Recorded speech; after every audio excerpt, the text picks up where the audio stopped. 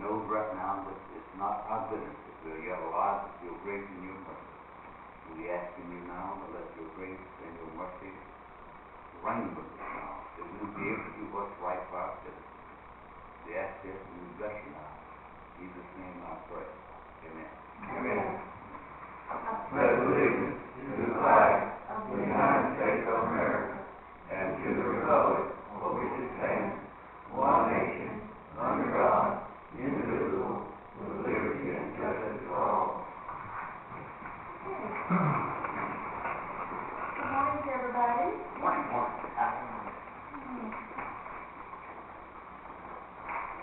Okay. Item number 3, the board to hold a public hearing set for this date at 10 a.m.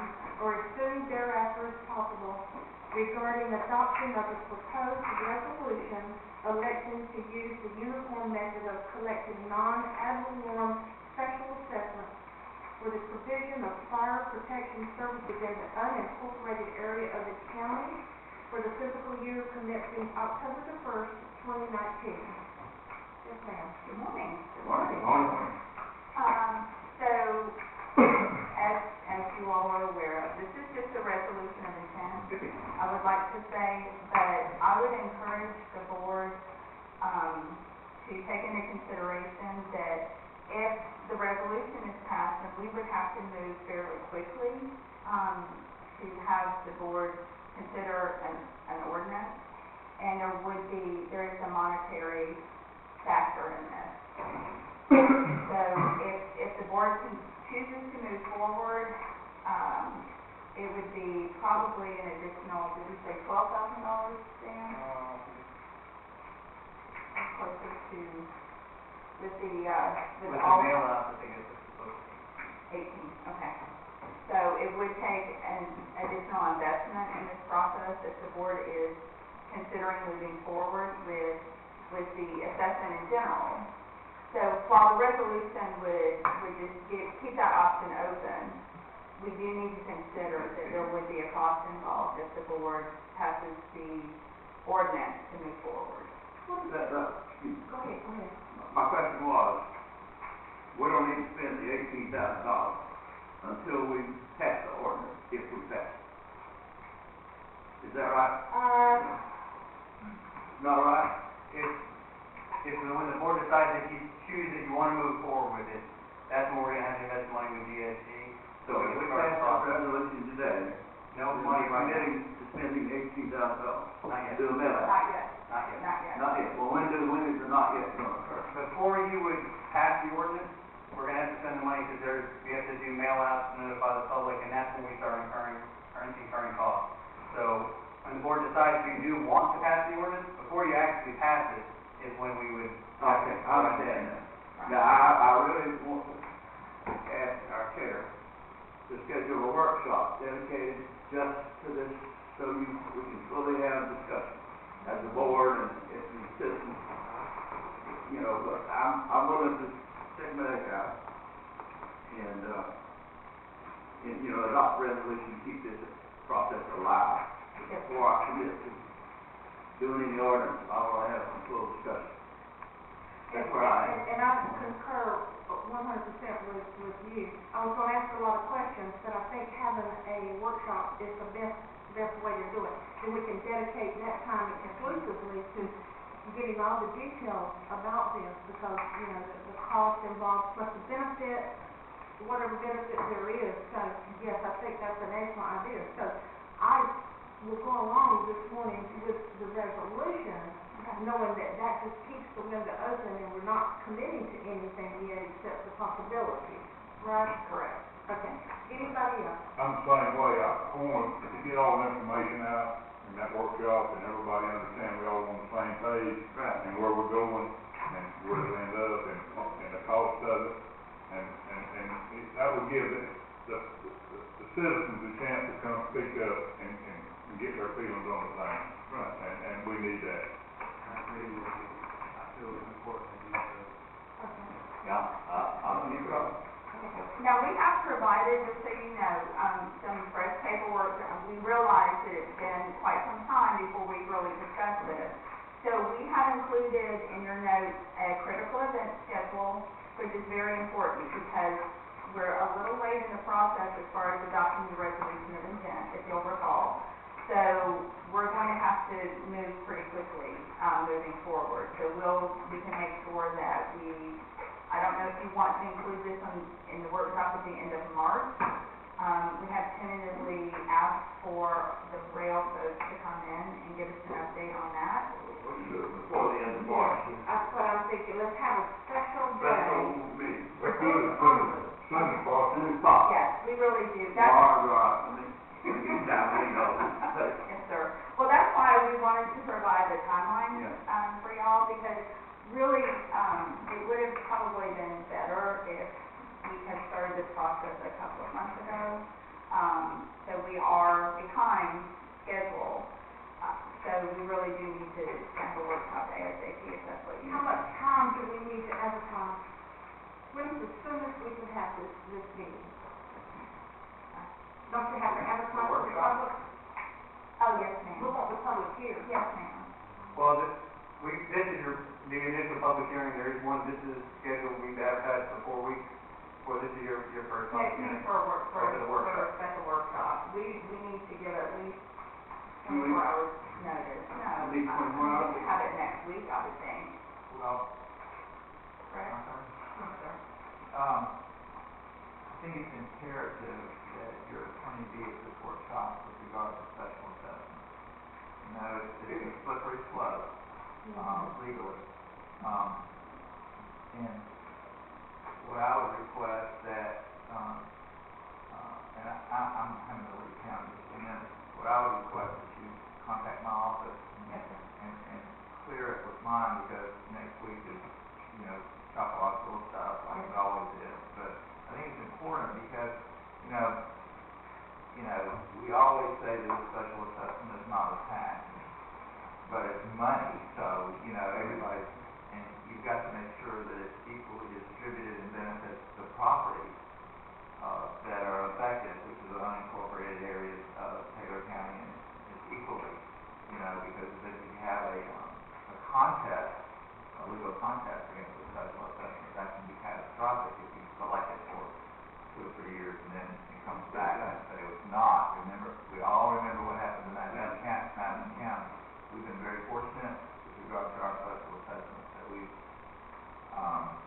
have, in Taylor County. And y'all notice, if y'all who've been on the board before, that every time I talk about special assessments, my upper lip sweats a little bit, because it's scary.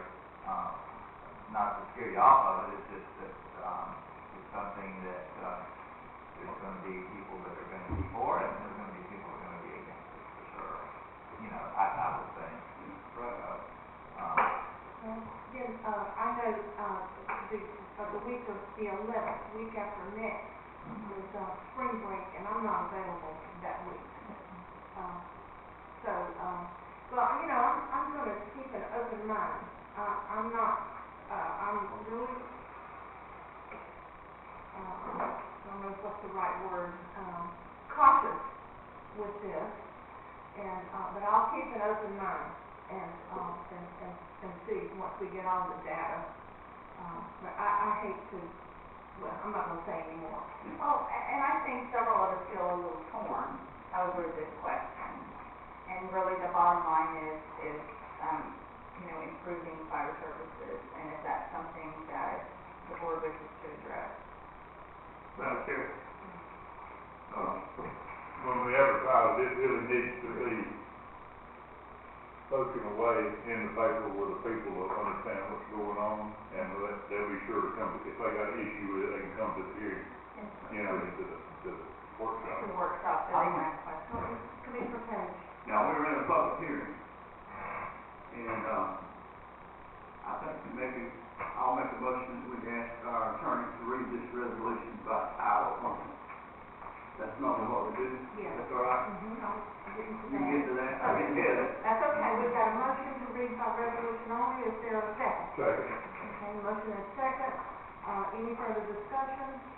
All in favor say aye. Aye. All opposed, same sign. Motion carries. Mr. Bishop. Yes, ma'am.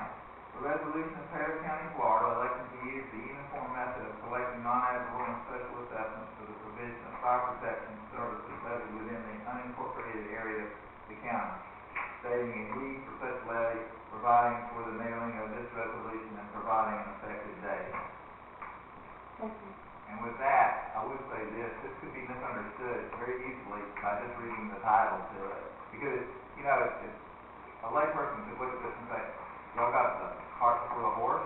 You know, you're talking about how you're going to levy it, you ain't even levied it yet. You understand what I'm saying about that? So that's one thing that you need to explain to your constituents, that all this is pursuant to the statute, which is 197, subsection blah, blah, blah, that you are, you're not passing it at this point, you're just showing a way that it should be collected if in fact you go through all the steps and also pass the ordinance which levies the special assessment on your property, and it comes with your, you know, with your bill from the tax collector each year on your bill, just like your other special assessment. That's good. I hope the newspaper prints every bit of that. Where are they? They'll get it for later. I was teasing. But I just think it's real important that, you know, I mean, you're sitting there as a citizen and you get this thing and say, oh, they've done this, I didn't know anything about it. So when they ask you about it, you can let them know that that's where it's just the start, and you have to do it in certain dates. You know, the statute comes through.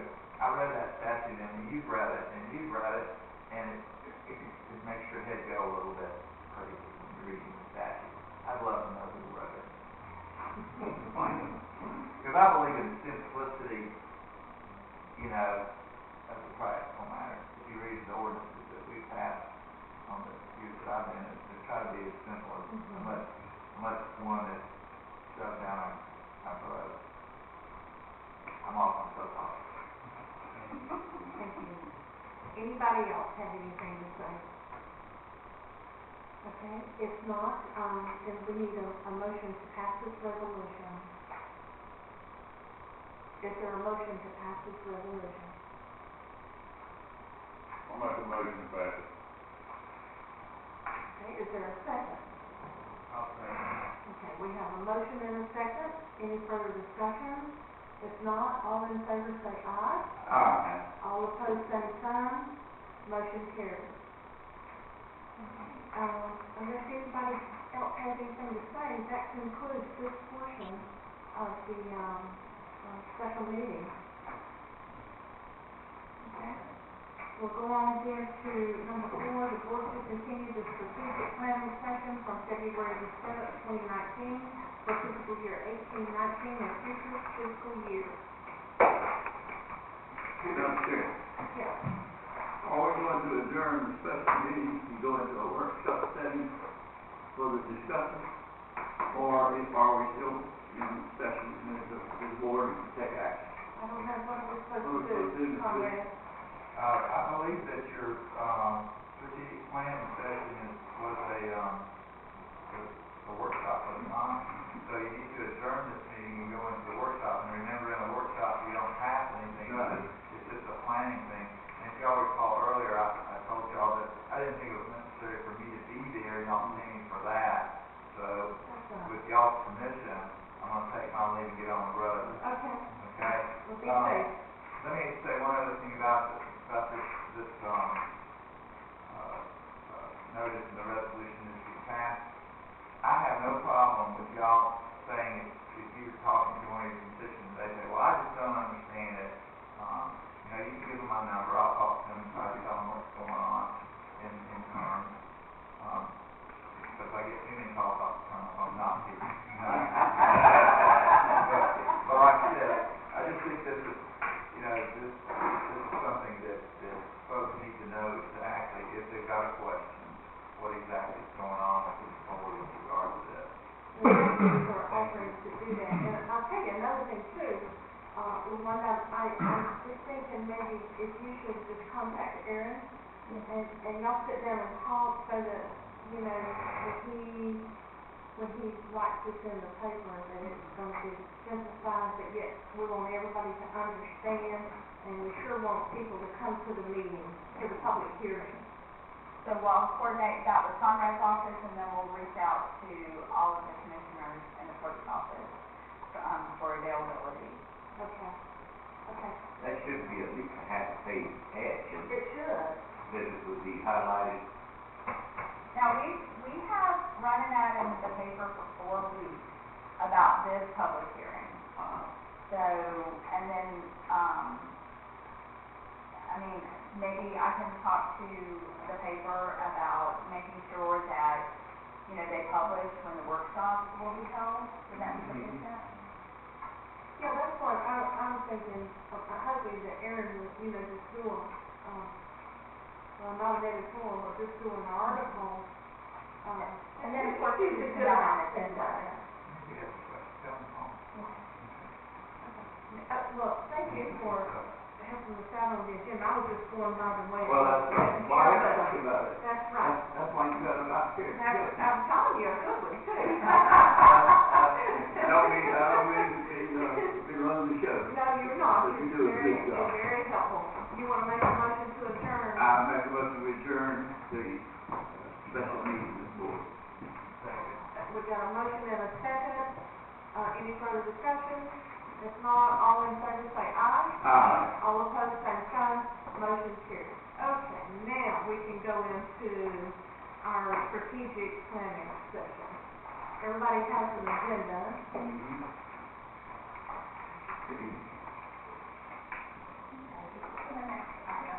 I just want to say to the board, I just really appreciate everybody being so cooperative and willing to come through. This is the third one of these we've had, and they've been quite lengthy.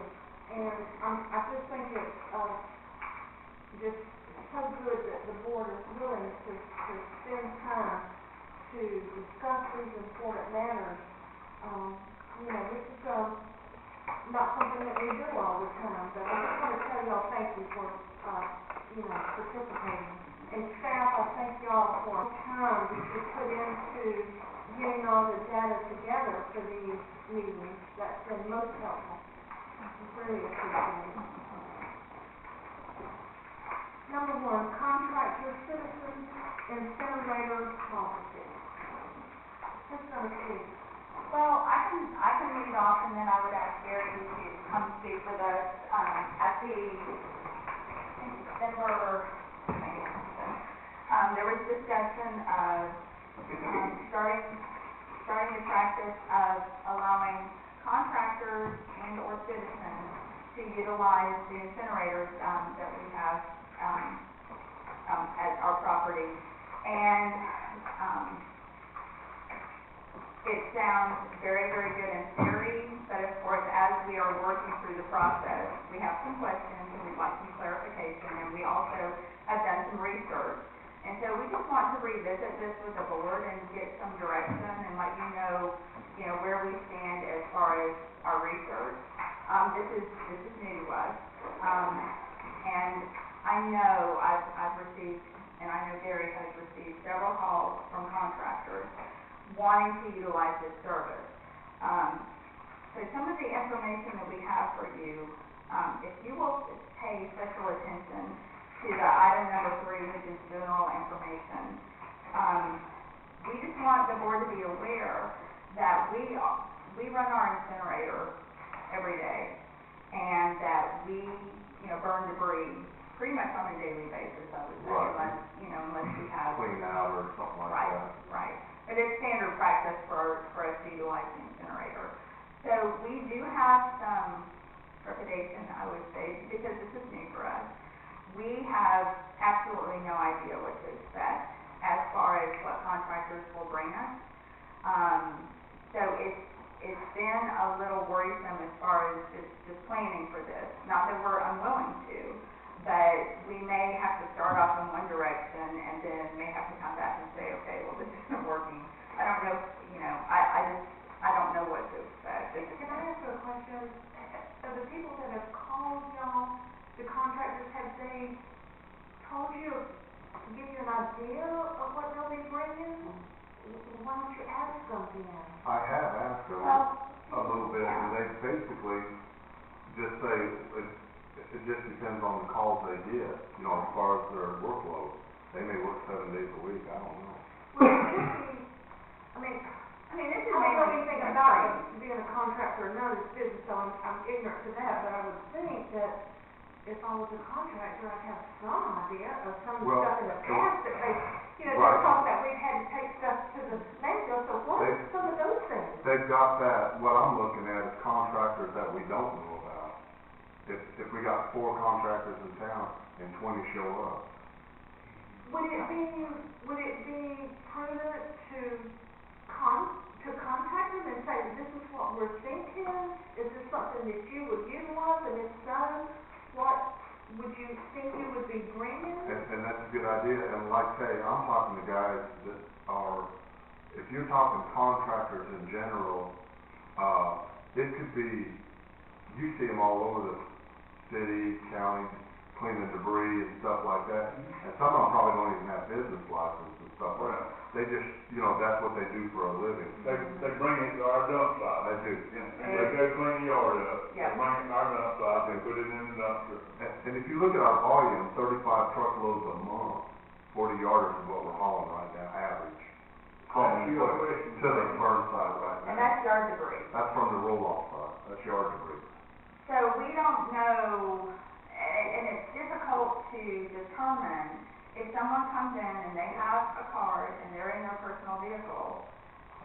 We don't know if, if they're really if it's, it's always their debris that they bring in. Tell me the problem with that. Well, If they bring in, let's say they bring in multiple, let's say 10 loads a day. How many loads is it? 10, let's say. Okay. And we have people at the roll-off site that are really they just do this for a living. And they bring them multiple loads a day at Harrisonburg, and I can name who's doing it.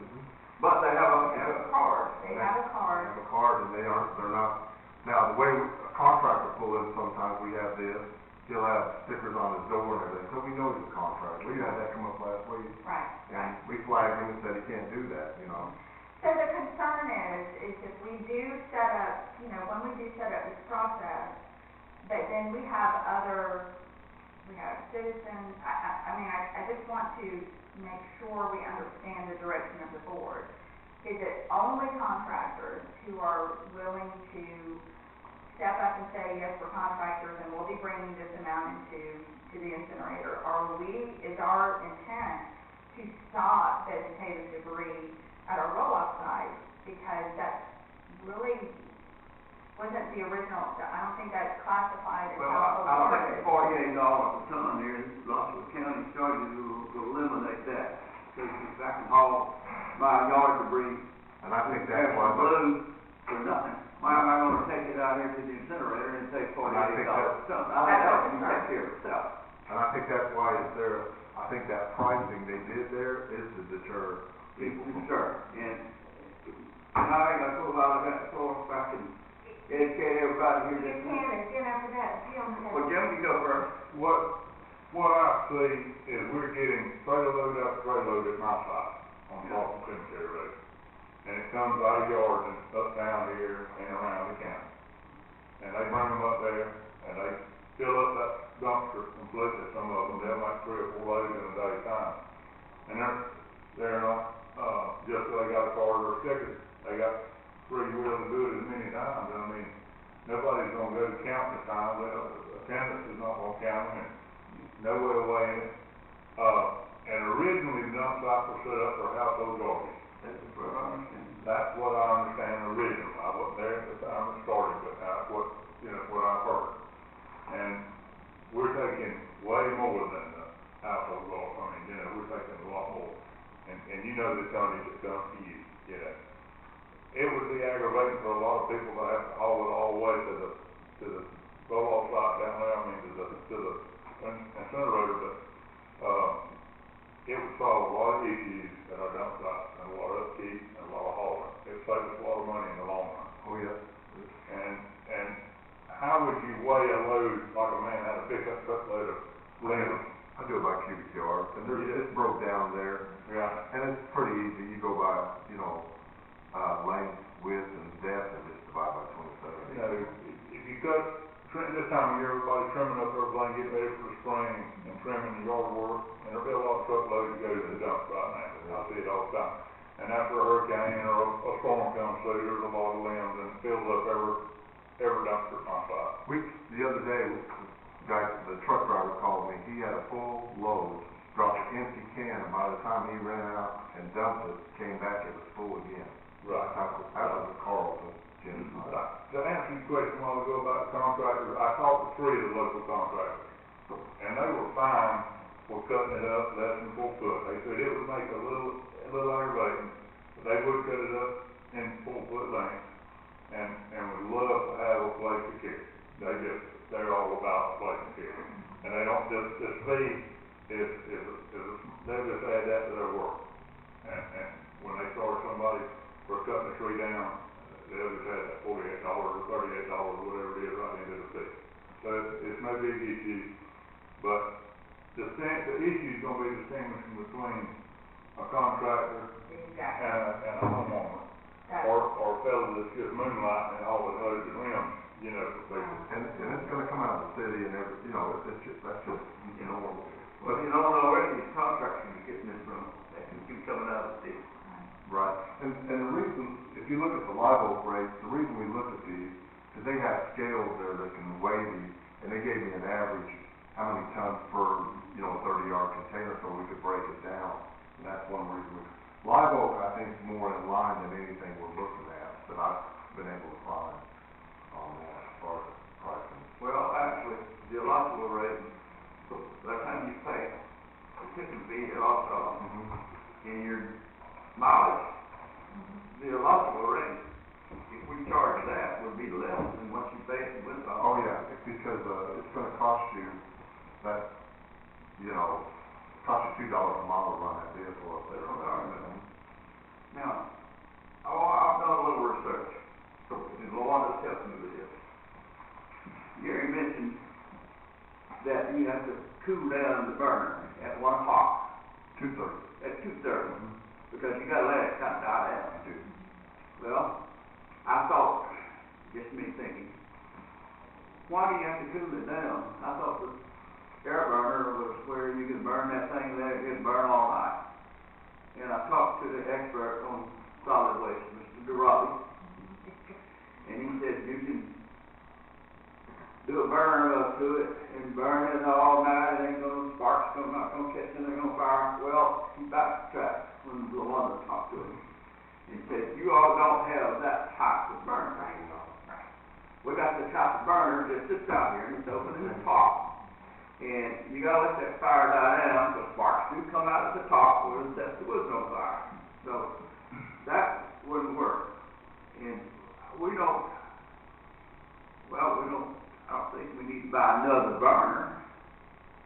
Use the one we got as efficiently as we can, and from what I'm hearing, we already have enough debris to stay busy. And I've discussed, I think, a little bit with Gary and maybe a little Wanda, is it legal for us to allow these contractors just to dump it on some of that old useless property we got way out the back, like the city does? And if they stay there until it rots, or if we get caught up, we go ahead and burn some of it. Don't know whether Gary wants to fool with that idea or not. Well, I did look at the permitting that we issued, and in the permit it says we have to turn that wood every 18 months. So you can't stack it up. I read farther into it. Now, I'm trying my best to figure and wiggle out a way that we can accommodate a promise we sort of made to these contractors. And one idea that crossed my mind, probably yours too, is we could do it on a trial basis and limit it. And we could have a pre-approval process, so that if you are indeed a contractor, you come down here and show your contractor's license and whatever, we can eliminate the, we know of 4, and we're here to the meeting. Yeah. There may be 10, if you show up with your credentials. And however we set this up, we can limit you to do some research and see if, you know, one other day or one other week or whatever. I just hate for us to tell folks, we're gonna try to help you out on this, and then just Oh, I say, don't no. know, yeah. We wanna figure out a way to make this work, it is my opinion. Right. And, we don't wanna lose money on this, because I already been talking about one of my constituents, actually one of Pam's constituents. He said, what was y'all doing in that board meeting the other day? I saw all those 4 contractors walking out there high-fiving each other. And I told him what we discussed. He said, if I were to cost you this, I'm all right with it, but they don't need to cost the county money. You know, it'll be a break even, or you wanna make some money on it, so be careful. So, But I would say to that we're using the honor system with contractors. And so these 4 contractors have come forward and, you know, identified themselves as contractors and are willing to pay the additional cost. What concerns me is people who are not forthcoming and are loading up our roll-off and not paying additional for that. And I don't know that that's something that we can solve today, but I'm just, you know, that's something I feel like we need to keep on our radar, because it's very difficult to police vegetative debris at a roll-off site. Let me ask you something. How much do scales cost? I've looked at them, and honestly, I thought they were really super expensive, and it is expensive. But if I was guessing, the last one I looked at was a couple of years ago, I think it was in the $50,000 or $50,000 range on it. That's cheap. What I thought it was $150 or something around there. yeah, also just bought a new scale. They did. Now, we already had the Slab. slab and all of that. We just had the scale. Yeah. That was like, I won't say it, $25,000, $30,000. It's just platform that fits in the container. So I would imagine the 60's probably about right. Okay, so Now, what are we gonna accomplish with a scale that we don't have with a cubic yard? We'd probably be okay with the cubic yard. You know, it's not a science exactly Yeah. on the cubic yard, but we can narrow it down. The key is, when you're dealing with the scale and a 40-yard container pulls in, it's hard to gauge the weight as far as the limb. Could it be all 12-inch, you know, 4 foot, or could it Yeah. be branches and everything else? That's true. So we had to take an average. That's why I had Live Oak, they have a scale there. And I said, well, what do you think? He says, the average container, 30-yard container, weighs 3 tons. It may be 4 ton one day and 2.5 the other. Yeah. He says, but the average is 3 But if you tons. put all solid 12-inch wood in there, It could stack be. it in there, and you really, It's just like if you did a, you know, household debris, they could throw styrofoam insulation, and then they could throw major, you know, couches, chairs, you know, whatever in it. The weight just fluctuates so much. Scale just gives you opportunity to monitor it closer. Well, I was thinking, you know, in terms of our roll-offs, but that's not feasible, you know, because we've got so many roll-offs. But if you, The roll-off, we could do it like you guys used to years ago. They did it by the trailer load and all that, just did a flat fee on and it everything. pays you. and that's the other option too. We got 2 or 3 options in terms of if the scale seems like that's not an option because of the cost to put it in. But I'm just wondering, and I hate to say this, but I'm just thinking outside the box for the newspaper and the public. But, if you charge by the trailer load or whatever to whoever brings it in. Absolutely, and what you Whether could, it's a contractor, because you can't prove who's a contractor and who's not Right. sometimes. and that way it eliminates the whole thing. Yeah.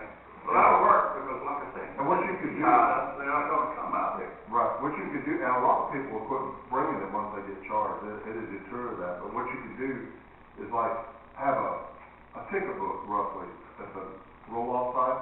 They come in, and we already got the sizes, they just click the block, the size they brought in, you know, check the box, get their license and tag, and give it to the person, and they go to Anime and just pay them directly at the courthouse or send a check in.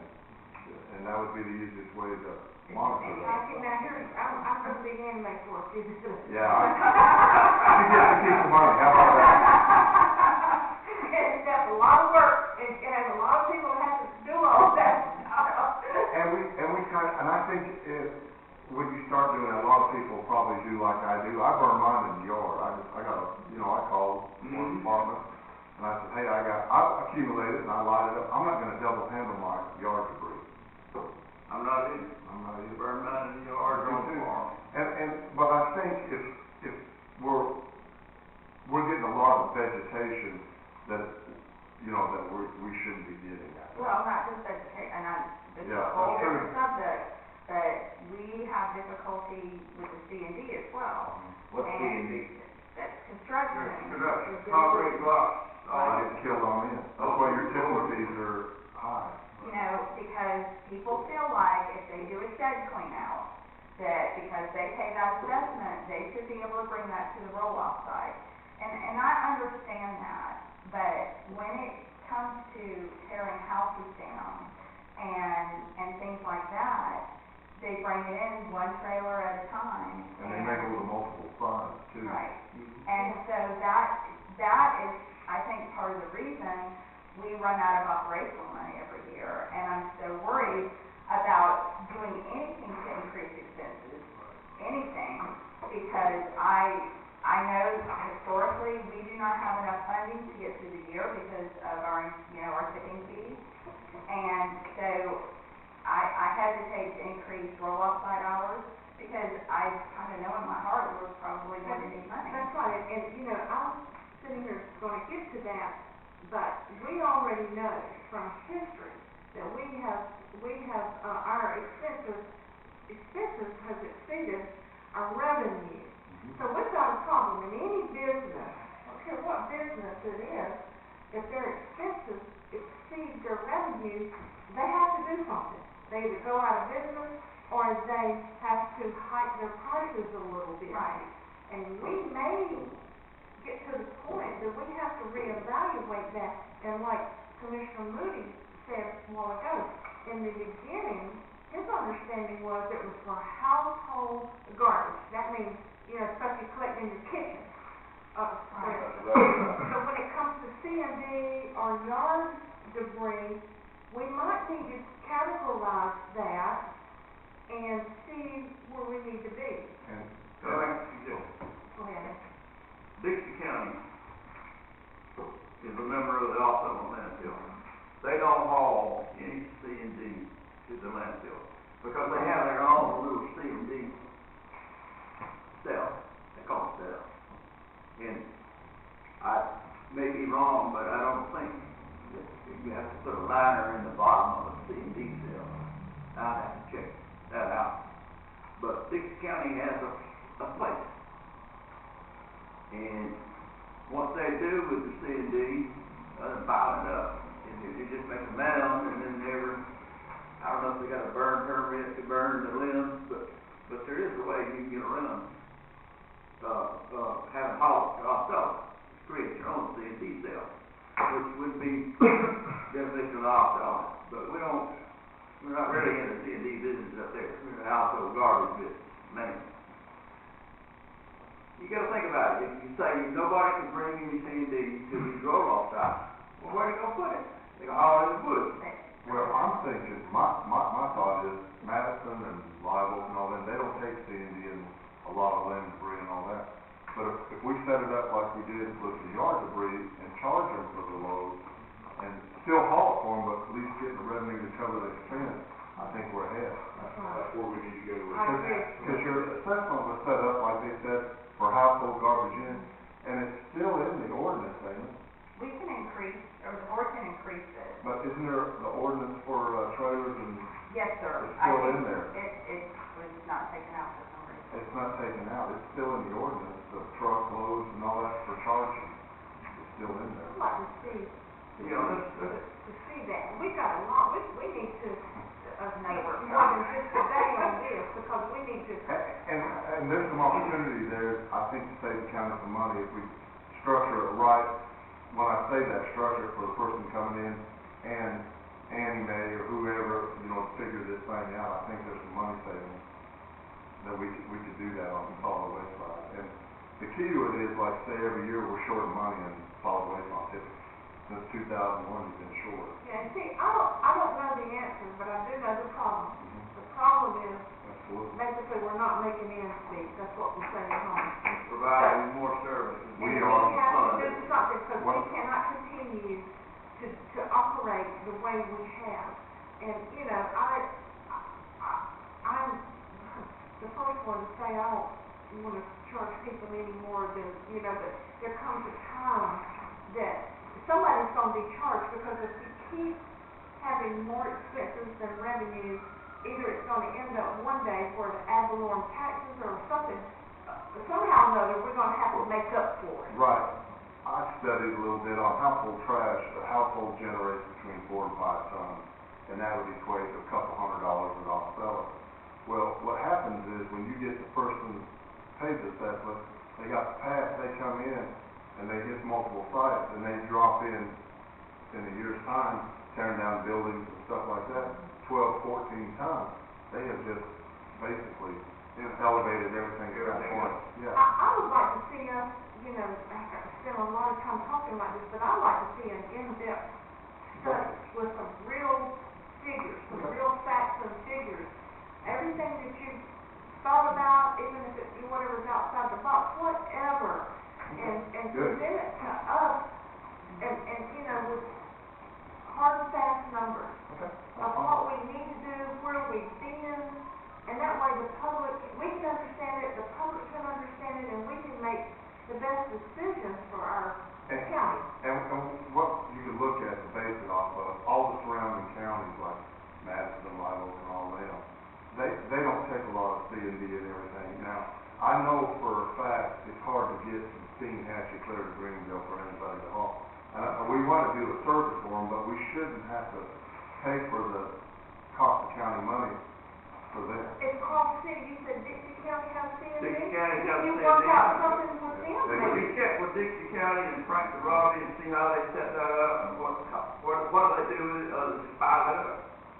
Maybe. Now, and also, we got the CD Maybe sales. Steam Hatchet be the, you know, Yeah, but yeah. I've got a lot of material I can bring to you guys to look at and give you guys a general idea what we're looking Kind at. of just, for me, I like an outline thing that's easy. It's easy. I don't want to have to read 10 pages. No, like we it's got a the chart. tonnage and all that to show exactly, and if, we can break it down pretty close on, what we're, you know, eliminating household trash versus C&D. Well, if we could work somehow or another with Dixie County, it wouldn't hurt to confer with them and just see. Okay, I'll, We need to go ahead and discuss this business with our contractors, that we know the contractors, and get that ball rolling. Yes, I didn't wanna hijack that or Yeah. stall that. Decide what we're gonna do with contracts. And contact as many contractors that's licensed as you can, and just, you know, just get a feel from them. Would they use it? What would they be bringing? How often? I got a pretty good feel from them, they are ready to start, I've got and that. they will agree with a 4-foot length, and they said, you know, and I told three of them, straight out, I said, they can't do 132 before we're in the load, it's got to be all yard debris, trees, you know, it's got to be limbs, it can't be one tank bucket, we're gonna turn the whole load around, and y'all will have to deal with it. That's right. Now, and just so everyone understands, I spoke with contract about what we would need to move this forward, because we have an existing solid waste ordinance. And he feels like we need a separate ordinance for this. So we're not trying to slow the process down, but we'll have to do that anyway. So, I would think, we can work with Conrad, we can kind of nail down a cost, work with Conrad, have a draft ordinance brought back before the board, and that will get, that will continue to move the process forward. Okay, so we got two things going on. We've got this, and then we've got all that other that we just spent a long time talking about. Well, I apologize. That's okay. It needs to be Need to be talked talked about. We about. got all that. Well, I feel like that every time we talk about solid waste, we have to take into consideration our current state and what's happening in our operating budget. And, obviously we need new trucks, we'll bring that back to the board. But even the revenue that we set aside for the vehicle purchase, that did not come from solid waste fund, that's 1 cent fund. So we're not supporting, in my opinion, we either need to find a way to operate more efficiently or increase revenue to that department. So I'll probably, say that every time we talk about solid waste. We've got a lot of issues with solid waste that all of us need to be involved with. Whether we're gonna lease the trucks or not. And what we're gonna do with the roll-off with all the yard trash and stuff that you're, that it's a problem. And then with this, incinerator stuff. So, we've got a lot of things, but I'd like to, as quickly as we can, address all these things and let's get them cleaned up and fixed and move on to the next issue.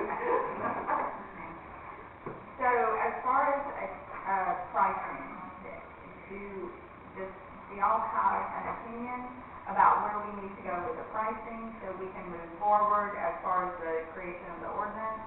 Or do you want us to work on that, within our department and then communicate that within the ordinance? I wish you'd get ahead with the ordinance and get going on these contractors. They doing it a bit. I know. On top, if you haul into Lim to Ottawa, the shipping fee is 32 plus 7, which is 39. Now, I'm not for setting a number less than $39. In fact, A little more. a little more. The 48 to me is unreasonable because that's because you can haul it off to pay a lot. Okay. And then you got something to base it on. This is what another county does. Right.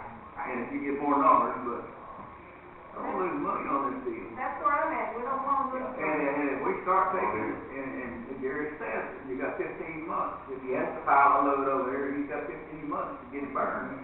I don't know if I'm down and shine the flashlight and see, but we may have lined up out of this deal having to spend some of that landfill closure money that's in the bank to buy another $200,000 incinerator. I think let's do that. That's where the first money came from. But if we do have to buy another one to accommodate this need, then let's buy the one that you can burn all right. That's right. That's right. Yeah. Mr. I'm Hill. on board with that. Yeah, that's it, that's what we need. Then, the contractors we're talking about, I heard that there's 4 contractors in town, or we, Well, That's there's before another they one, came, Steve Happy, that yeah, that's before they came to the meeting, right? Yeah, we got 4. There's about 6 in town Yeah, we that I see trucks. Yeah, we know. And boom, bucket trucks, there's about 6. okay. Well, let me ask you this then. We're talking about the unincorporated area. I see these Burdine trucks in here now setting for Tri-County and Duke Energy. Where they can deliver? I have no clue. They can't get in the public, that's where they live. They ride it and leave it on top. They live in the Oh, they are public. running, I see them running. They ride it and leave it on top. They've never approached me at all. They ship, They don't have they ship. And they leave a lot of it right there. Right. A lot of it is small enough, they get by with it, they just run over with the mower and leave it right there. It's bad about that.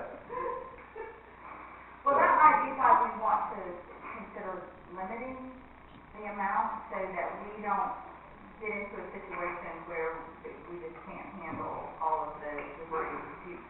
That's true, the volume scares me a little bit. I'm not limiting. Okay, but now, I hear we talking about yard debris. What about these trees that's being cut down like this? How do you get that to? We don't take them.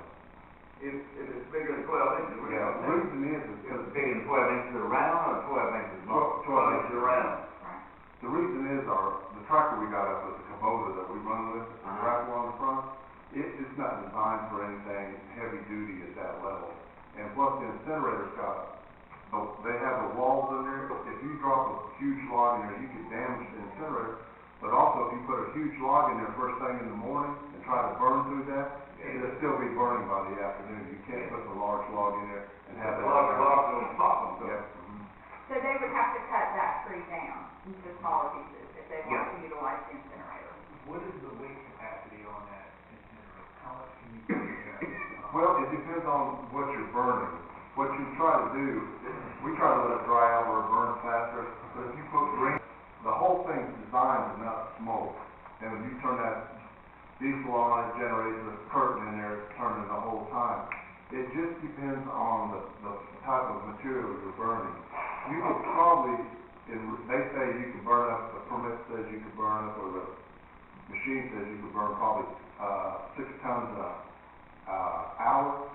I don't know if that's really real or not, because we can't weigh everything, but it just depends on the degree that you're working with. Okay, another thing. What about how many yards does that thing hold? If it's empty and you dump, fill it up, It's probably a 30-yarder, you put 30 yards of debris in there and light it up another time. another time? What you do is you get that fire going, then you feed that fire. You don't want the flame higher than the container. And the Kubota drops it over in the top, right down And then there. we keep feeding steady, and then once you get it to a point where the flames are just shooting out of there, and that thing Shoot down over the top, you better slow down. slow down. Plus, you can't get too close to the flames with the tractor. If it's burning up, you'll burn them whole. You burn the operator up to the hoses on. Okay. That's my job, If you check that incinerator, yeah, it saves the way you're operating. We've been there. No problem. Okay, Okay. Mr. Dent has the floor. Just want to make sure. If 6 contractors can keep it busy, that you be out there every day and all that, We're out there every day. They're anyway. We're there every 40 hours a week right now. 40 hours a We week. try to stay up with the And roll. when it get that green, your trash is green most times. So you don't go to the incinerator right there, you get it to the top. So we got enough volume, we just push it to the side, and it'll sit there maybe a month and a half. Right. Or a year. Yeah. It could be there a Depends while. on how many hurricanes we have. Well, why can't we use this as a money-making matter? Let come who come, and just charge them for bringing it out there. And that's Or our eliminate getting it down to, Well, we tried, calls and things like that.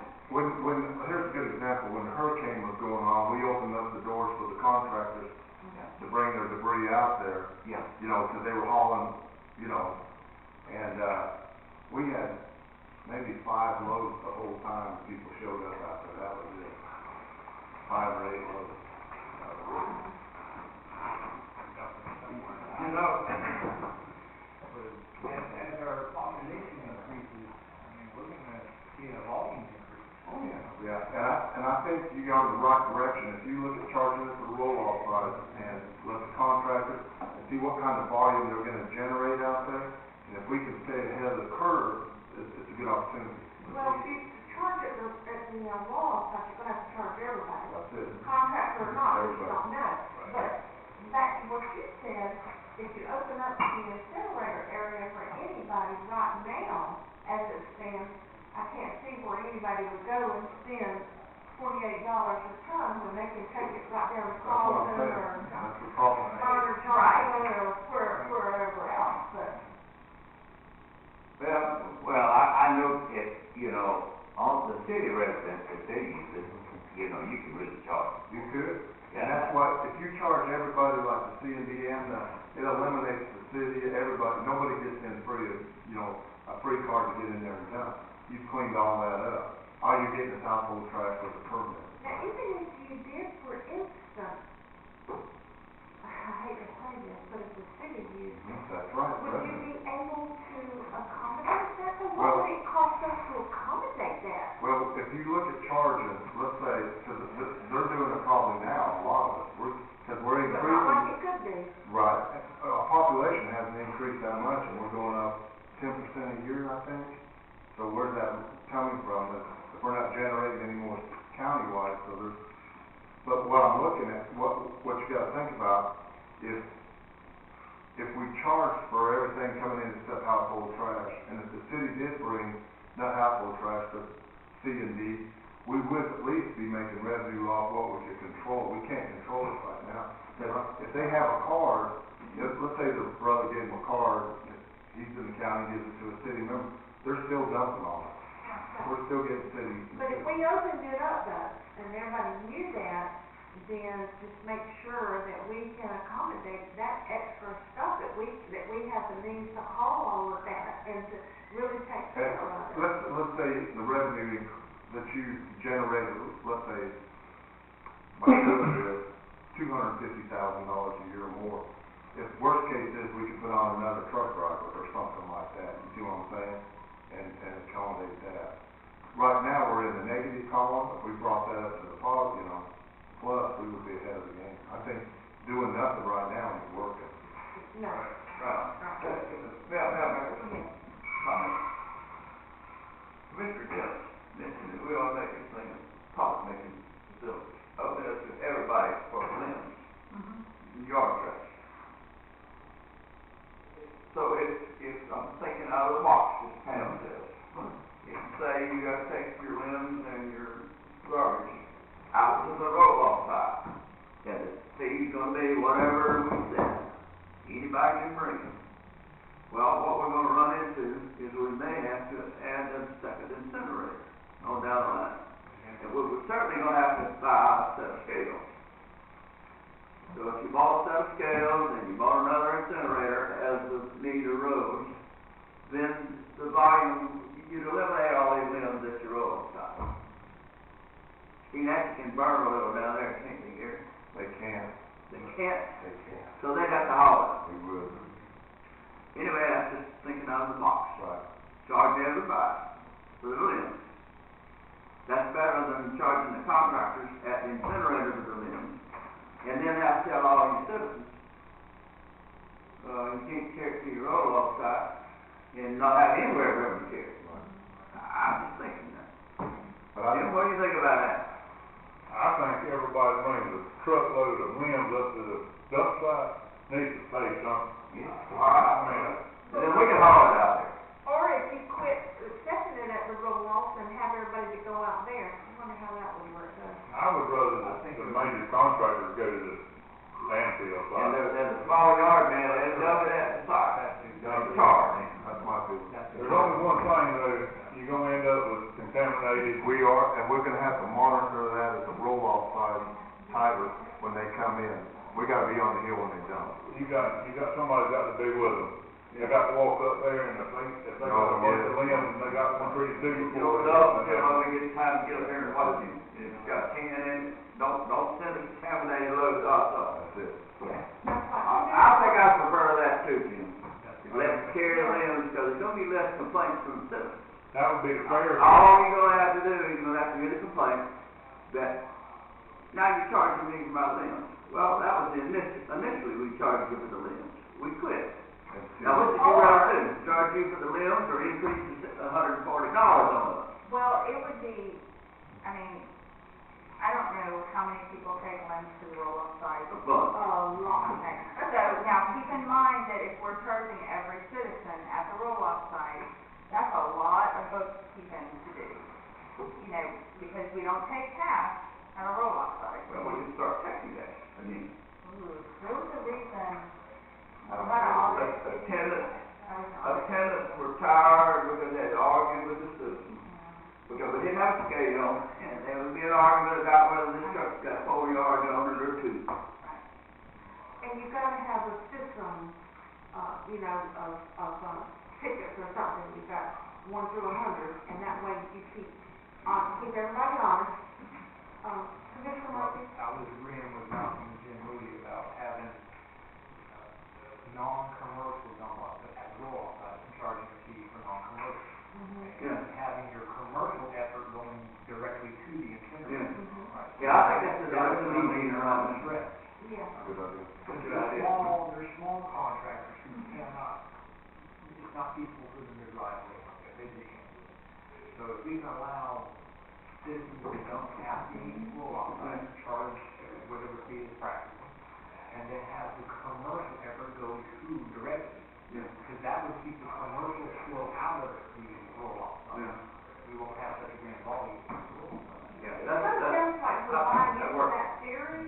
We just got all the nuts and bolts now to work out. How you weigh it, how you pay for it. We need that math projection to show us what direction we need to go. That's right.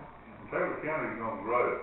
and you're gonna have more and more of it. It's not gonna end it's not gonna stay the same tonnage, it's gonna get more and more. And, I mean, I can see that coming, there's a lot of people moving to Taylor County, you don't realize it, because they don't have a census every now and then, but there's more people here than there were. Well, Gary, bring us some I will. good numbers. Bring some I've been numbers. able to do this for a long time, I will bring you some new numbers. All right, now, I think the consensus is about reading the tea leaves here, is we're gonna set, to bring at the road off side. Starting point. And then these commercial, fruit trimmers, we ought to figure out a way to let them take it out. Yeah. And if we go down the line, have to buy one set of scales or whatever, another incinerator, we've got some money in that account, but let's don't spend that until we have it. Now, do you want this in two steps, or do you want to do all this at one time? Do it all at Do it once. all at one time, But let's it's talk about separate the things. But I like your thinking there, because, you know, part of our responsibility and part of what we're doing here is thinking into the future. And I like that, you know, it may come to the point that we may have to buy another incinerator and buy. Or trade this one in on one of those that you can operate, you know, and you can fill it up all the way to these man leaves and it'll burn all night, and be safe. So I think we've got some good things going on here. We're just waiting for some good numbers. I got some good numbers. We're depending on y'all. Thank you. Okay. I appreciate all your work, Gary. Thank you. And Rolanda, I appreciate your work on this too. Okay. That took a long, didn't it, on? Okay. Right-of-way mowing, trash pickup, I just have, and I know y'all do too, have calls all the time. And plus, you know, if we ride down the road, I ride down the beach road, I ride down Johnson Strickland, I ride down Green Street, out San Pedro, wherever you go, there's trash all on the highway, and it makes our community look bad. Now, we need more people to pick up trash, but we just gotta figure out how we can pay for it. I don't know, I guess and this has been brought up 1,000 times, I guess it's off the table to get any kind of community service people picking up trash. I don't. We have not determined a way to make that work because of the associated liability. We just push that can, as Moody says, down the road now for many, many years. I just think we need to give up on that idea. Which Leon County doesn't. But Jim, I would like to ask, can we do this? And what exactly does it take? You know, working with the judge. And if it involves working with comp, just what all it involves. If that doesn't work, which it probably won't, but, you know, then what else can we do? How can we generate revenue or are there any other options with the jail, with prison system, or anybody that can help? Well, we could hire an additional inmate squad. As you all know, we've gone from two paid squads and 2 free squads to 2 paid squads. We haven't seen our free squad in probably over a year anyway. So I think it's become apparent that that's not an option. We did try to work with the sheriff's office last year to pay for a correctional officer for maybe right-of-way pickup and things like that. But at that time, from my recollection, he did not have staffing available. And that was, I believe, the cost was around $69,000. So it's a challenge to try to find a solution that doesn't increase operations. And I mean, it's Or not operational increased costs. operations, but just, you know, I don't know where the money would come from. I mean, I know there's not a magic anything, and money's not growing on trees, and maybe we can't, maybe it's citizens, and we have to understand that we're gonna have a trashy county. You know, I hate, but would you just at least talk to the sheriff, talk to the warden especially about where this crew, what the status of this, and talk to the judge and to see if there's anything, and if there's not, then we're probably dead in the water. I've spoken with the judge, and he has assured me that he has, you know, he can assign, community service hours for something like this. Our issue is supervising.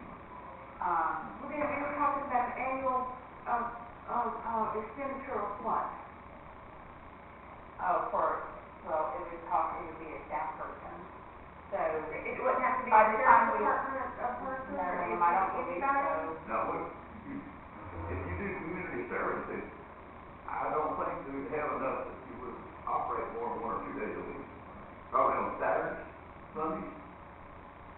And that's the issue we got into before. So by the time we hire an employee to supervise these crews, it seems like it would be less expensive to hire a DOT crew, which is about $55,000 a year.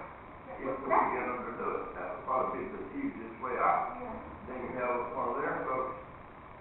And Now, that would be, you know, supported. well, if I remember, the sheriff was reluctant back before he got to Canada, to have a lot of folks out walking the streets. Yes, sir. But now he's got a way to control contraband coming into the jail, he might be a little more receptive. Well, If we can fund the cost of the supervisor.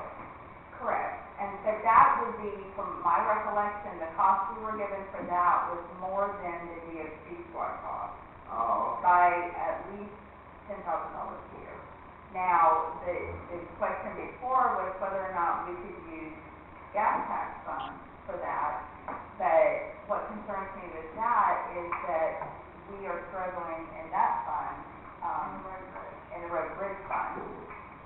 well, let me throw this idea out. If we say we're gonna have community service picking up trash every Saturday, and the judge says you gotta go do community service and you all pay $20 a head.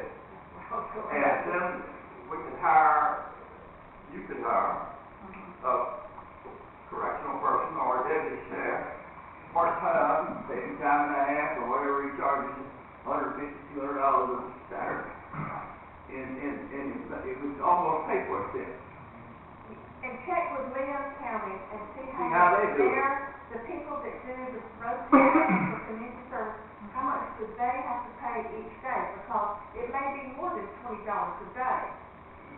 But that's what I was gonna say too, Malcolm, is let the judge, they gotta pay for it and go do it.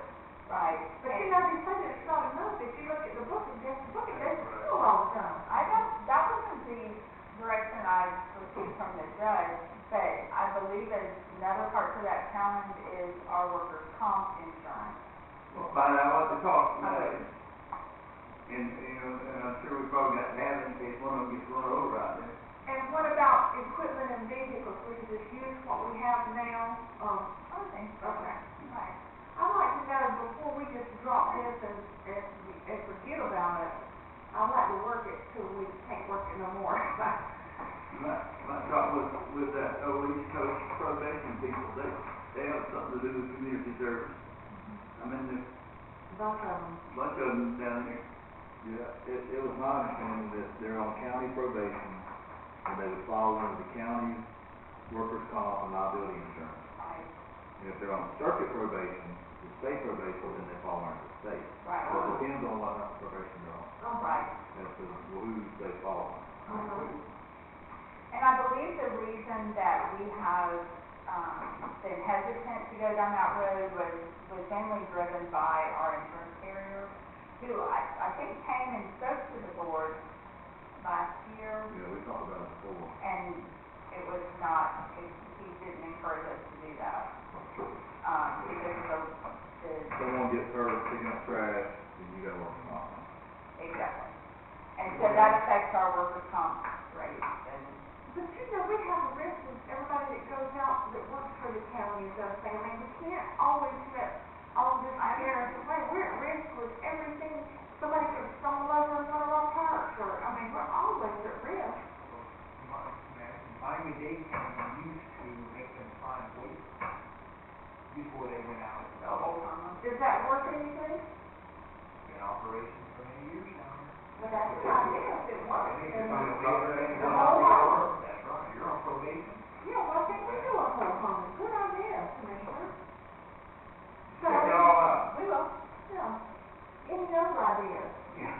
Any other ideas? You know, it looks like to me that if he out there on probation, and he don't wanna go to jail, he don't wanna stay or go to prison, that is a easy out. You know, if he works 5 days a week and he gets his pay, you need to compensate somebody for what he's done already. And that's a deterrent from going back. If he just sits there in jail, you know, It's costing us money. yeah, and talking about he can't, we don't talk, let him get out. No. You know, after a while, you know, this medicinal marijuana we got going on right now, you know, that everybody let it go. You got that stacking all over the place. You go get there. You know, just like this, and the prohibition. Hey. Stuff is out of hand.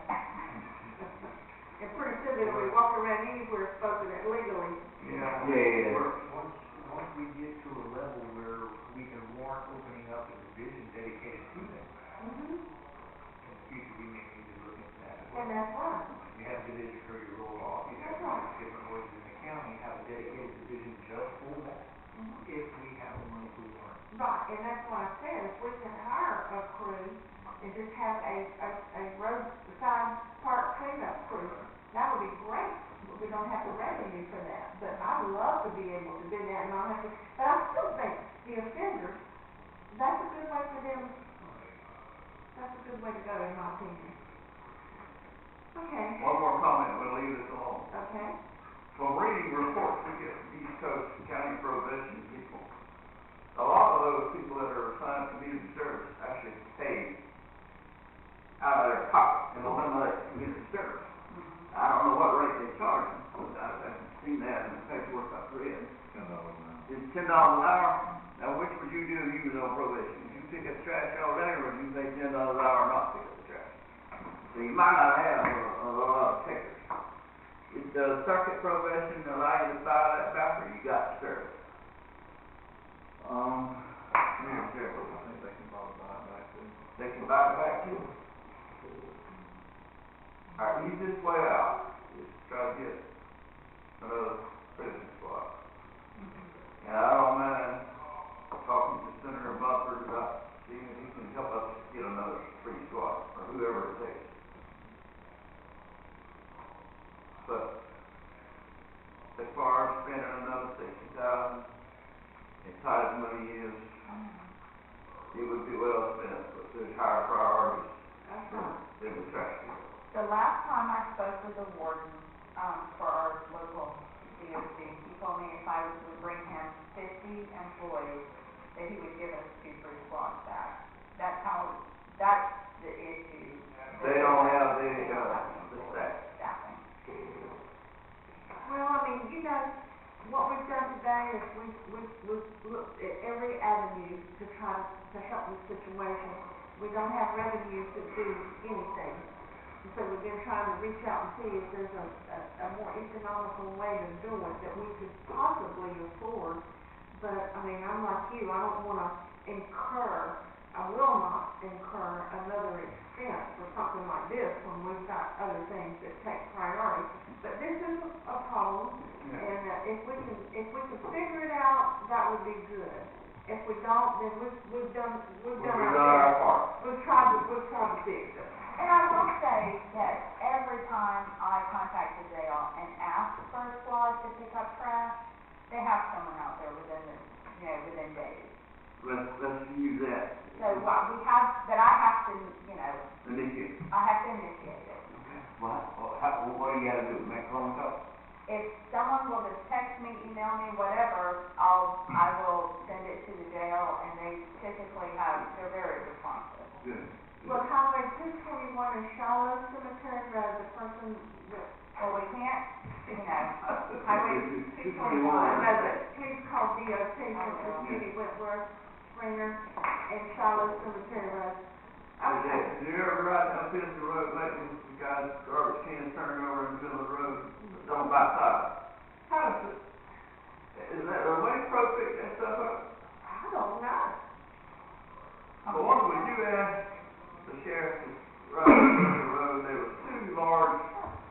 city tire for waste pro garbage cans the other day that turned over there and the animals were scattering that stuff.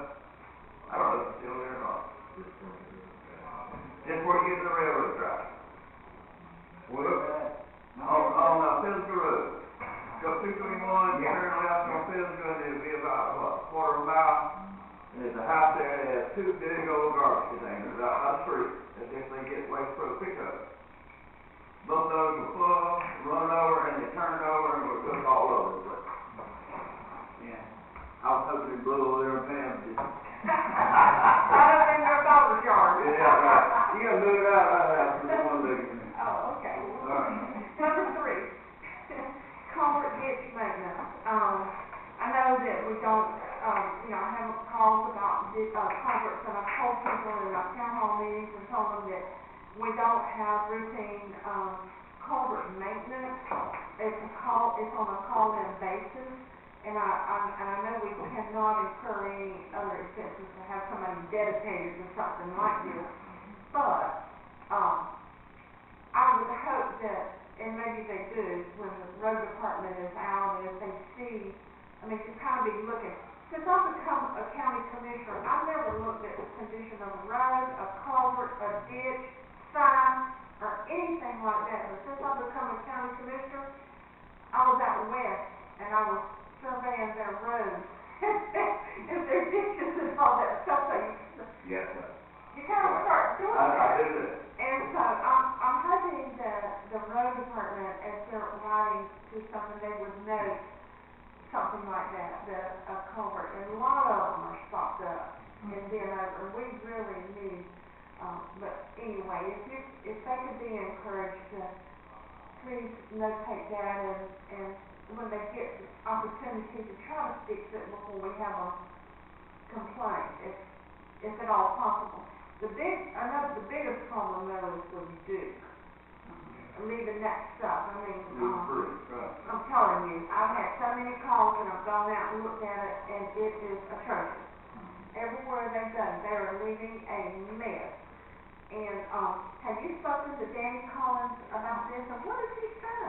Well, he always says that they were supposed to pick it up, and they'll send someone out to pick it up, but then, I have to tell them where it is, and it becomes, I feel like an issue for county staff, trying to hold their tree trimmers responsible, which doesn't seem like. What do we do then? Well, I can reach out to him again and ask him what their plan is moving forward, so, we don't stop what we're doing to ask him to hold their people accountable, and I can just ask him if. And if that doesn't work, what recourse do we have? Oh, sure. Okay, because I'll tell you right now, I'm sick and tired of the calls about, I'm not sick and tired of the calls, I'm tired of them leaving that stuff in the ditches, causing, I don't want that in front of my house, or my property, and no more than they do. Well, especially if citizens think that it's our public works department who is leaving a mess. That just creates a lot of complaints and, citizen calls that we have to answer. Most of the calls I've had, they pretty much know who did it. Mm-hmm. But they think that we're supposed to come back and pick it up. They know who did it, Right. but Don't count it right away. they think we should go pick it up. And we don't have, we can't even do what we need to do now, but let's clean up their mess behind them. Tell Danny he has to do something about it, or we're gonna have to get mean. Okay. Well, it looks like when we go out and do something, we need to be out. It's our responsibility. Look at every entity ought to be responsible, as long as we do. Well, they are, but the problem is I feel like we have to remind them more than once and provide the address, and so instead of whoever they're contracting to do this work, it kind of falls back on county staff to enforce what they should be doing anyway. Yeah, we have to spend our time Yeah. to go and get an address and get it to them, then I'll know that anything is done about it. But just tell them, we've been knocked for a long time. But we really we want this to change. On, Ellison Road, North Ellison Road, in front of the cemetery that we've been working on, they did take down some fence there and move it back. Now, are we to mow and clean that up, or were they responsible, or they were just moving the fence? The recollection I have is they said they would move the fence.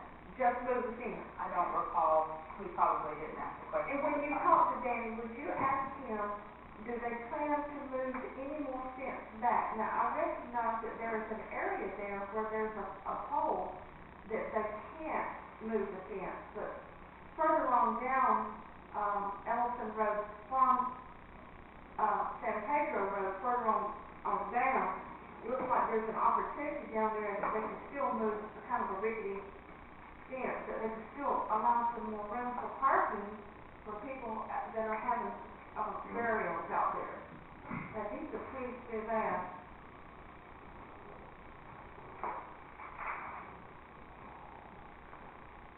Number 4, safety as a future. You know, we got a space needs study a while back. I think when Dustin was here? He initiated it.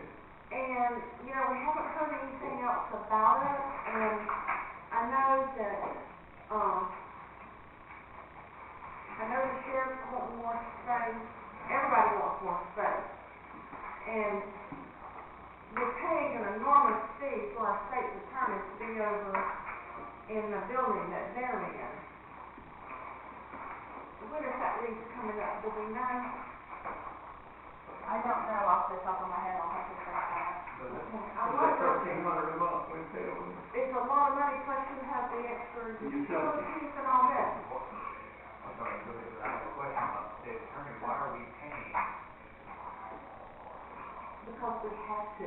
Right off. And what happened when Well, I'm not aware of it, so that's what I'm asking. Why are we we got paying? the state attorney now, when he came into office, wasn't very long, he came over and brought us some information that by law, I guess, he could ask for more space, and he wanted that more space that he could have. So, By law, he can ask for the space. ask for more, But by law, do we have to allocated. provide? Yes, we do. He's allocated so much, and he, being in the courthouse, he was below that amount that he could have. So he wanted the amount that he could have. So there was no way we could give him more space in the courthouse. So went out and they found a building that they could get into, and then our cost went much higher to facilitate his needs or wants. So then we have to pay a lease or a rent payment plus all these extra utilities, whereas before he was in the courthouse. So, that's kind of where we're at. What I'd like to see is how we can get him back in the courthouse. Right. Well, we vacated the sheriff, free up some square footage, but courthouse is too small, and defensively, so the state's attorney in his office, I went down there and visited him. He had a place in the hall that in front of the fire escape, investigator, had to talk to people there right in front of everybody. I mean, he's crowded. So, supervisor. But I don't know whether we'll ever have enough space at the courthouse to move him back over there, which would be ideal if we could. Well, to me, the courthouse, to me, should be for the court system. You've got the clerk, you've got, the, judges, and you've got the state attorney, and you've got the sheriff. Most, counties that you're looking at them now, their tax collector and their property appraiser and their supervisor elections are off-site. And sheriff's department. And some sheriff's department, but if you took the tax collector and the property appraiser, and you combine them, say out there where the tax collector's office is on 19, for instance, if we could find out how to do it, expand that and have a one-stop for people where they've got their tax collector, their property appraiser, plenty of parking.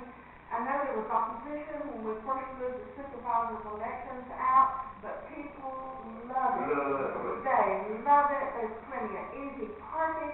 And so if you took the property appraiser, the tax collector out of the courthouse, then you could bring the state's attorney back over and then have a one-stop shopping for the other two.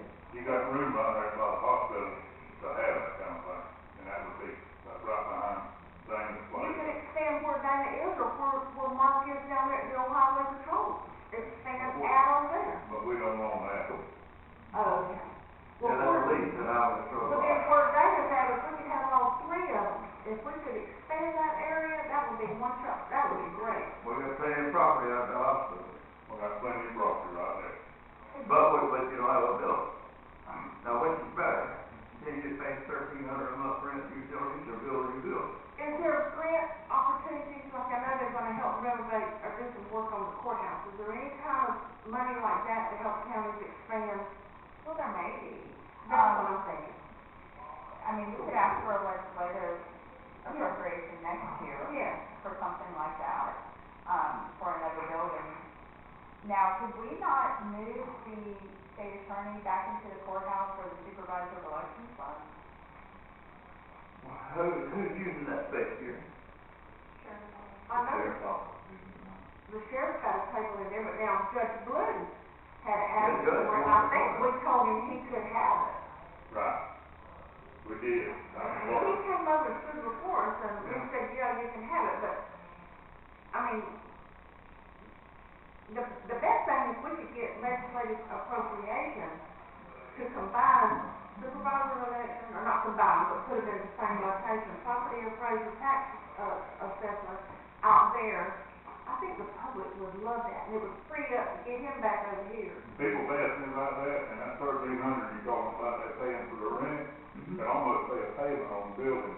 Because That we could build You out. know, that's not something you consider the electricity and the other, things that we're having to pay for over That's there. exactly right. You're right. And the sheriff's department, it wouldn't hurt the sheriff's department to have a building out at the jail.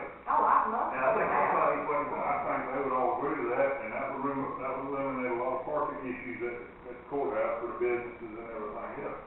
Now, the downtown merchants, you know, were all, in a tizzy when Dana moved out. Right, and downtown Perry, you know that. They did, but the whole thing is, where Dana is, and if we put the other two out there with her, there's no restaurants right there, so they gotta go somewhere to eat. Who come up? And some of the best places to eat are right downtown. Well, the hospital's got a real rush that a lot of people eat at, you know, right there. Very reasonable.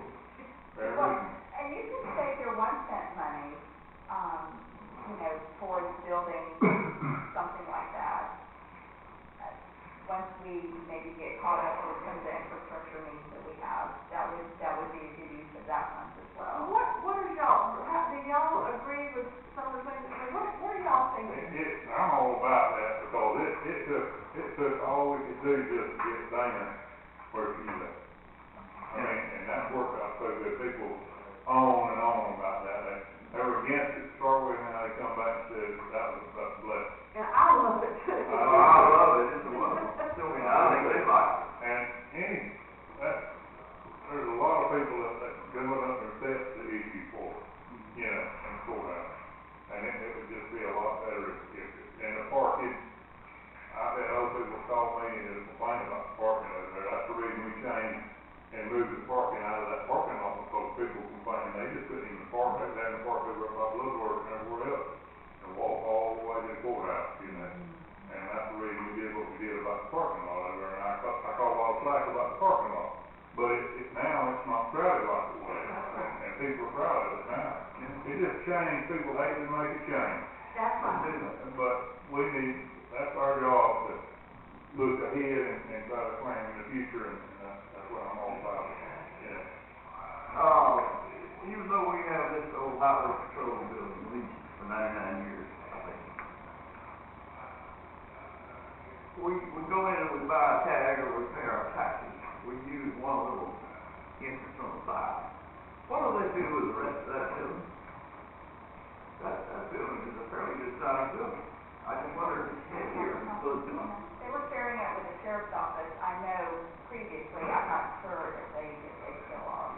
We're, And I don't we're want gonna be to. criticized for taking the place that you got under a 99-year lease and moving people out, building facilities. What about location, proximity, further from town? Pardon? The access is further away from town Well, it is. than the supervisor's office.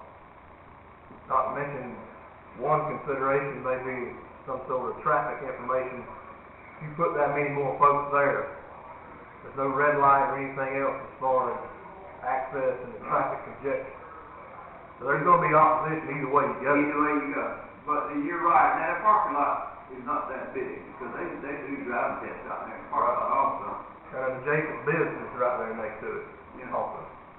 The hospital probably would be a better product, but we don't have traffic out there either. But they got a good interest going into the hospital, and you wow. You can turn off there, you pay right on around to the building behind mine. Right. And we own that.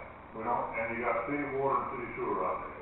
And that's a big plus when you go building something, you know. Well, you're gonna have opposition, as it's been pointed out. I don't care what decision you make, where you live. Well, our job, when we ran for this job and fortunate enough to, be elected, we knew right then that there's gonna be things that was gonna be easy and things that was gonna be hard, and you're always gonna have opposition. I don't care what you do, although there's opposition.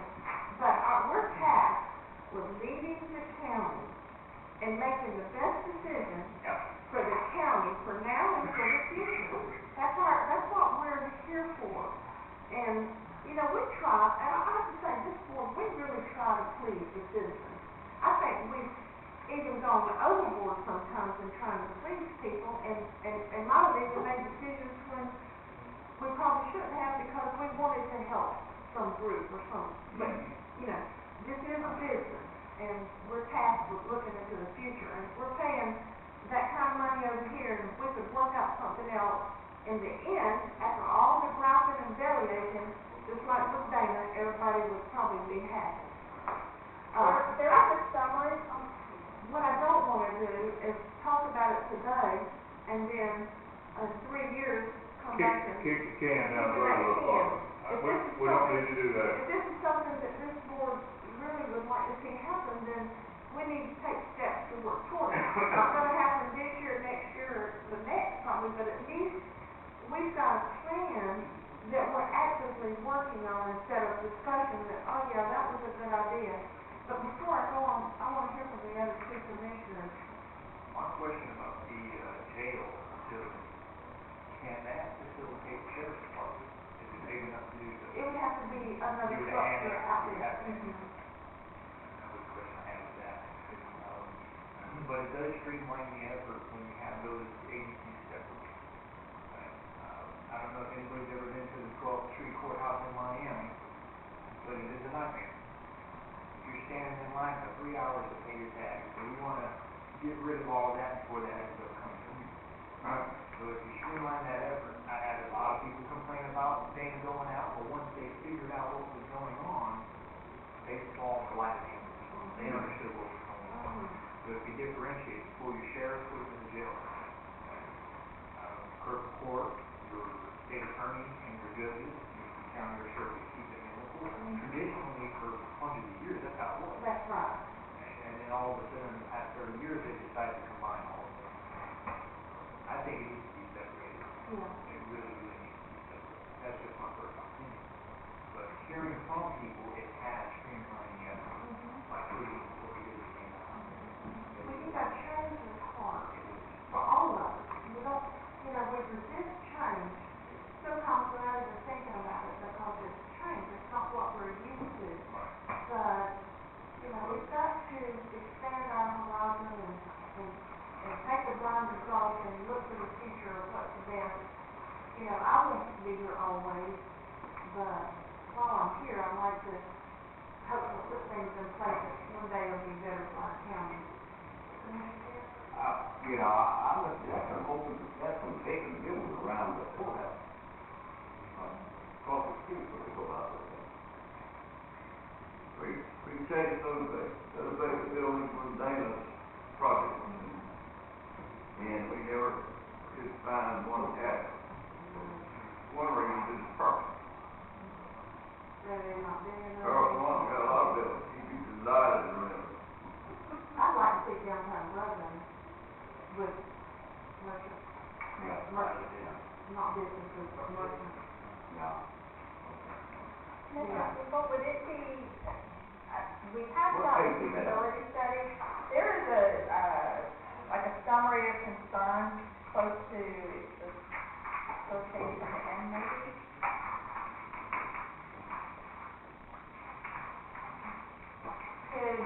Could staff get some direction if the board wishes to follow this roadmap that was laid out, or if you want to go in a different direction? It's very similar to what you've discussed.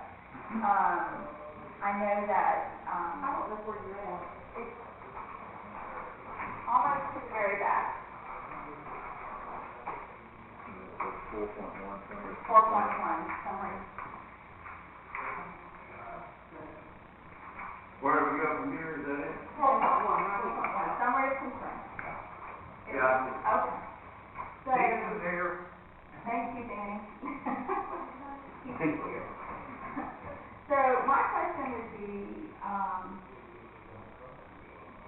is this the roadmap y'all want to follow, or do you want to change this, or do you want to just start all over again? I know there were some very good ideas in the feasibility study, because the first line is relocate the sheriff's administration to new building adjacent to jail. Yeah, but you go on down though, it's still keeping the same people. It is. And it still doesn't accommodate the assistant attorney, state attorney that we're paying a lot of money for. So Correct. I don't like most of this plan myself, just speaking for me. Right.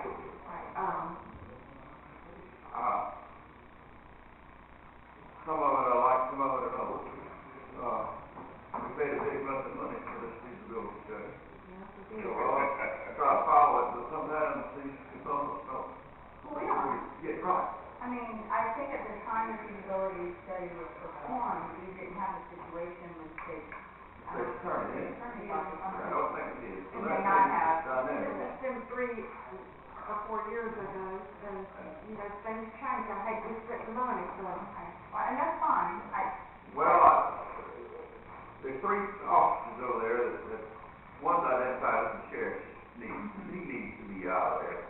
In a bigger space, over here on 27, which is a logical place to put him a building. That's kind of, to me, that frees up some space. And if the tax collector is moved, this will put the tax collector all on one floor, I think. Yes. Yeah, and It if does. wherever you move the tax collector, it's logical to put the property appraiser in the same building. That's I right. mean, that's my opinion. That would be the perfect pair. That would be the way to do it. And then that frees up plenty of space, but Judge Booth needs, the state attorney, I think, should be in there.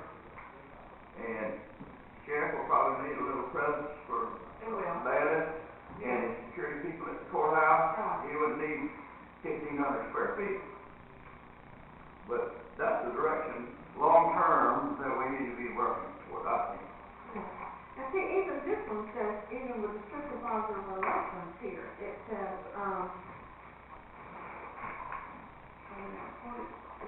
okay, never mind. I think that also That was may It's maybe always out of bad, her it's looking just at supervisor it. election question. Yeah. But, I mean, to me, that, free that courthouse up for court-related functions. And public defenders and state attorneys. That's right, all law type things, and then put the collector and the assessor out there with Dana, where you've got a nice area that we own, good parking, one stop, and, get that state attorney's office back in the courthouse. Save that money. Yes, Which section of that? and then the old Gulf telephone building. In back there, or something, where the old court place used to be. Okay. How long have they been there? Ever since he was elected, what, 3 years ago? That's about 2 years. And we got room at the airport and Fort Capitol Hall for things too. We've got plenty of room out there that's just sitting there, not being used for anything. Well, since Dana's already out here. Right. I mean, yeah, we have got other options. And if they didn't wanna put the sheriff's department right there at the jail, it could very well be at Fort Capital Hall or by the airport. Right, And that would be still in a good location to be on, in every direction of Taylor County. Yeah, well, I think the logistics with the sheriff's department, and my personal view, they should be on the property with the sheriff. Yeah, That's I agree. it. Be on property with the jail. I'm with you on that, I think so too. And they got room out there, it's not like we don't have room. Right. Let me ask you this, you know more about this than I do. That lot we bought for Dana's office, that building, is there room enough to accommodate an entrance road to the wooded lot behind her that we own? I think there's a lane there, But it would be wide enough for the street? I'm not sure, Wayman owns pretty close up to the building there, you know. Yeah, right. Wayman does, but now, I believe there's enough room to drive on the south side of the building. I don't know, I don't know, that'd be pretty tight. they drive on the south If we're gonna side. use the hospital property, I think the logical way to get back there is to go in the hospital entrance. Well, we can change that hospital entrance right there, so you can make that curve, that first curve there into the hospital. And turn it all back in there. You can just turn right in there, the ground's level, it's smooth, everything's good right there. We can just have an extension. Yeah, and put that thing back over there, right behind Dana, and the Right. sidewalk, and if Right. you needed to go to supervisor elections, Right. you parking, it can be done. You got plenty of room there to do it, it's good high ground, and it'd be perfect right there. So is the first priority moving forward to maybe identify costs and relocate the sheriff? Is that our first priority, or do we need to talk about that some more? We want to do it one at a time, or we want to roll? I think we're gonna do something, we did. You don't do something, you do it all at one time. That'd be nice if we could. I mean, Well, we gotta see what kind of one-cent money we got left. If you're talking about doing all three of them, you're talking about well over $1 million. Well, They got, on here, they've got the sheriff administrative building at 1.7 million. So they've already identified the cost of that. Through the sheriff's department, they identified that. Yeah, They work they with went the out and worked with the sheriff and identified what he needs, and in this plan, they've got an administrative building for him at the jail for 1.7 and 1.4. So we want to apply for, we got to identify our need and apply to the legislature. Don't forget that option. Right. And our 1-cent tax, but it has to come from something like that, because we sure don't have, Yeah, we don't have we that don't kind have of money. revenue in our budget to do it at all. So do we need to maybe consider having an architect identify? Okay, so we We're know. going to spend that kind of money. We don't spend any money yet. I don't know what kind of feasibility study or not, we're smart enough to do that. But, you know, we can't ask for another legislative appropriation until next year, Well, which is fine, it's fine. but we should be able to come up with some figures by then. Take a sample here. Well, now, this 1-cent money, we dedicated 25% of that to the sheriff budget for 3 years. What happens at the end of the third year, which is coming up next year? Then I would say. I would assume we'll have to give him Or we have to 25%, reconsider. or else we gotta find him 25% somewhere else, which means it's limited to. So, 25% is already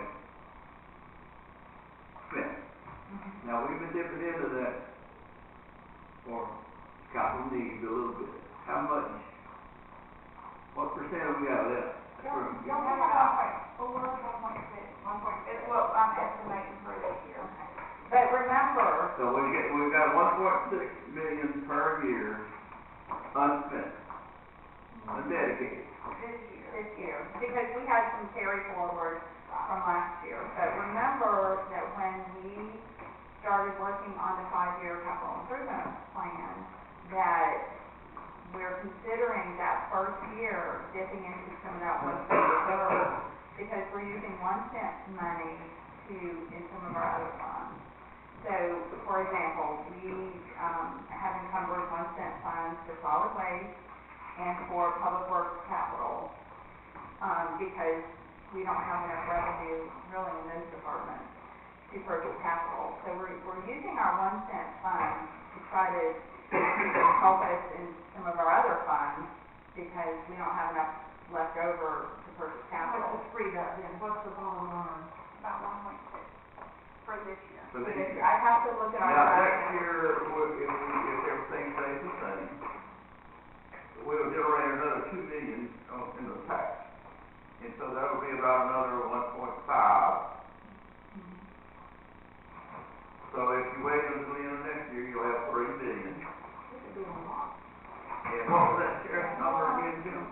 So we need to spend some of that. 1.7. We can do one of them. We do need to take into consideration that, I think our draft CIP, we spend about $1 million a year on just our capital needs, which we do, I think we can set up a building fund, but the way we were looking at it is we need to play catch up with some of our infrastructure needs. Okay. With Go the about smaller infrastructure. Yes, sir, yes, sir. You need 2 years to catch up for this year. I think the first year, if you approve this, a 5-year CIP, I believe that the first year we would hopefully catch up. That would be this budget year. The coming Approve up. the capital improvement. You use this 1.6 million plus the 1.5, and then you're caught up. I think we spread it out over 5 years. I would feel better about utilizing something other than 1 cent fund To help us catch up.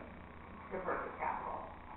Well, it seems to me like that we would have about half of these projects funded with the 1 cent excess to 1.6. And next year, we'll have another 1.5, and still have a little bit left there for you to do the catch up. And at that point, this would be next year, you'd have about 3 million. Because you don't want to replace it down to 0, but at least you could do one project, Yeah. one of them. And then, And really, we were just trying to build up our reserves a little bit, because, this goes back to, how we had to balance our budget. Yeah. This current year, we had to use capital money, basically, to fund our operations. So I think that we kind of scaled back on our capital list, and so we're just kind of going little bit, trying to get caught up. I'm wondering if, for instance, if we, next year, if we could move the sheriff next year, and then if we move the sheriff, would that be enough room, would the extra space that we've got over there, go ahead and move the state's attorney back in? Then the year after that, Then plan on. plan on moving the other 2 out. And that way, within 2 or 3 years, we've got it all done. If we go ahead and start now, and this is our plan, this is what we're gonna do, and then when it gets to the point of designing a building, I don't know if Kenneth can do that, or if you have to hire an outside person to, but I would say metal buildings work well. You can build a real big building for $1.7 million. I mean, that's a no-brainer. You can build way more than they got in that courthouse for a lot less than $1.7 million. and I don't think we need a 1.7. That's $250,000 building with everything be a lot nicer than what they got in there right now. Yeah, A lot more okay. money. So I think the plan would be, if the board is, is that we work toward moving the sheriff next year, in 2020, and then in 2021, that we work toward moving the tax collector and the property appraiser out where Dana is. And that next year, when we move the sheriff, go ahead and get the state attorney back over. If that lease is, I know that we've got to be nearing the end of that lease. We sure don't want to renew it for another long term. Now, whether the sheriff's vacates over here, is that big enough for the state attorney? Well, you've got where Dana was too. You've got, I can get it moving now. Who's using Dana's space now? Nobody? Sheriff is. So they have 2 spaces. The Dana, he can split it. He's gonna argue, I don't wanna be split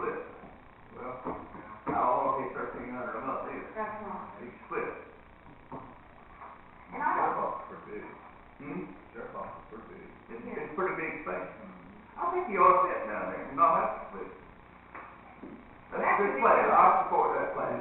Okay, we all okay? That's a good plan. Okay, let's have lunch. Then we'll have, courtroom security officers here, over there too. Right. Remember that, we're gonna need a little officer. Security place for. Yeah, You're gonna need a yeah, little yeah. small.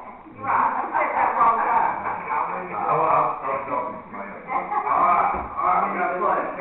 how many does the sheriff staff on a daily basis? Our courthouse is usually 3 of us. Usually 3. You need a space for 3 people. We make it work. We can fix that. We'll give you some of the animated space over there.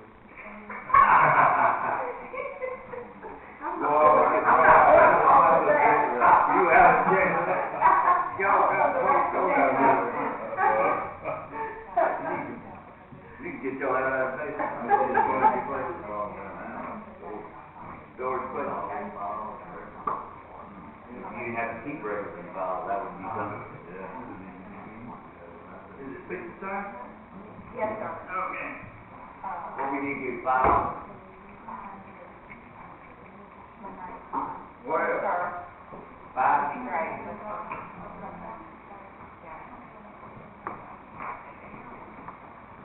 well, come up and get my $5 right here left. You know what y'all want to do. Well, can you $5? Well, I'm not trying to open a restaurant or Hey, anything. if I send you 5, I get to eat too? The 5 do it. Yes, sir, that's fine. That's perfect. Thank you.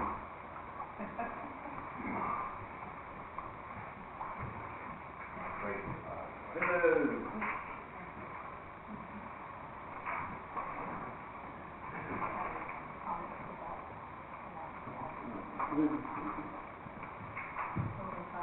If you don't come out even, I can make an additional contribution.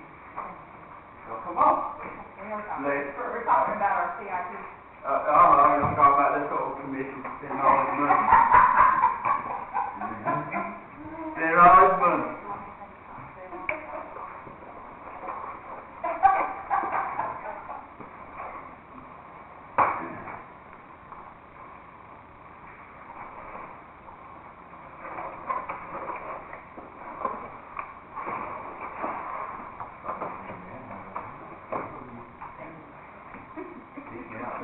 $5 bill, my family's in a $5 bill, please.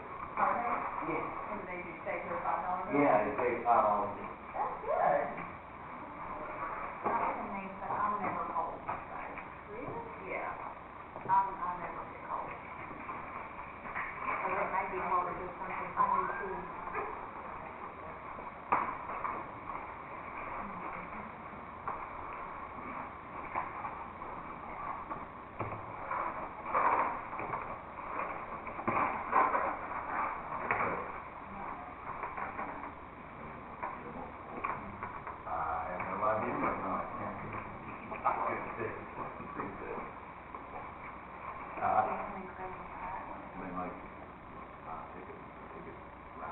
That's fine, but,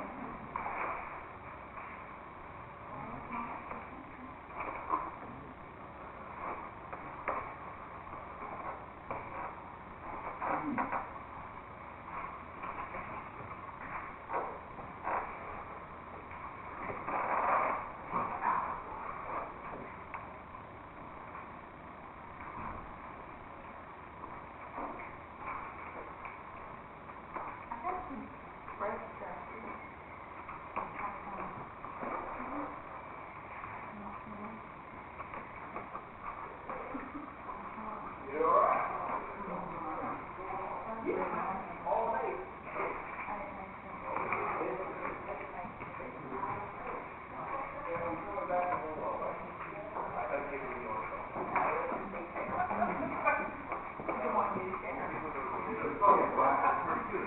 I'm sure they want to text you, but I don't want to pay $1.50 for it. Isn't that? I reckon I'll do without. Terrible.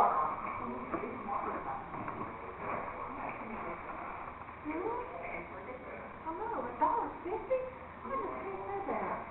You buy a whole six pack of that. I think it's too crazy.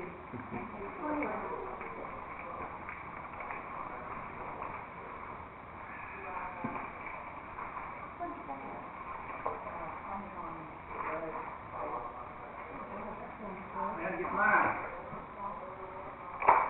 I already got mine. You ain't got yours? They look easier day to day than yesterday. Yeah. That's great. You got your money, be glad to get out and mow there and all that. What is that, like a garlic I think, sauce? I think they will. I've heard talk about it, yeah, I know that. You know, Mark always talks about it. Well, the people out there run after a high thing, that's good security. That's the reason people like to ask them, they don't find any food, they got them or anyone.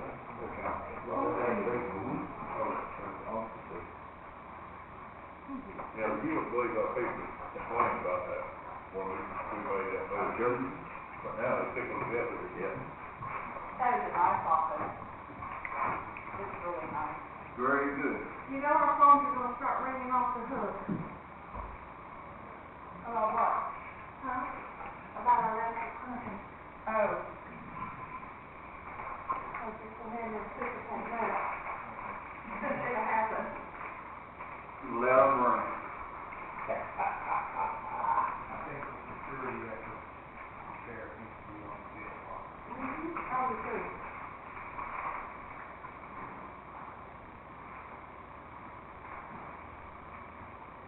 Well, our courthouse security appropriation request was approved in the House last week. So I'm just keeping my fingers crossed. Actually, someone reached out to me and said, if you want more, you tell us more what you want, so we're working on that. Oh, yeah, we need more. Mm-hmm. So, We need a new courthouse, we need a new sheriff's facility. Just hope that when it gets to the governor's desk, he doesn't veto it. well, So we it's also- such a small amount. I'm hoping they won't. Oh, maybe not.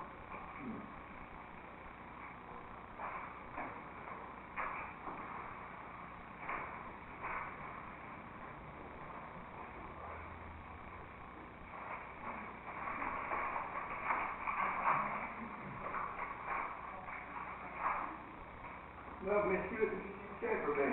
Were you back in the back? I couldn't see you. Last year I didn't go. Y'all miss me? So, I just didn't know. well, I said, well, last year I didn't want to get dressed, bed didn't either, we got paid our $50 each and we didn't go.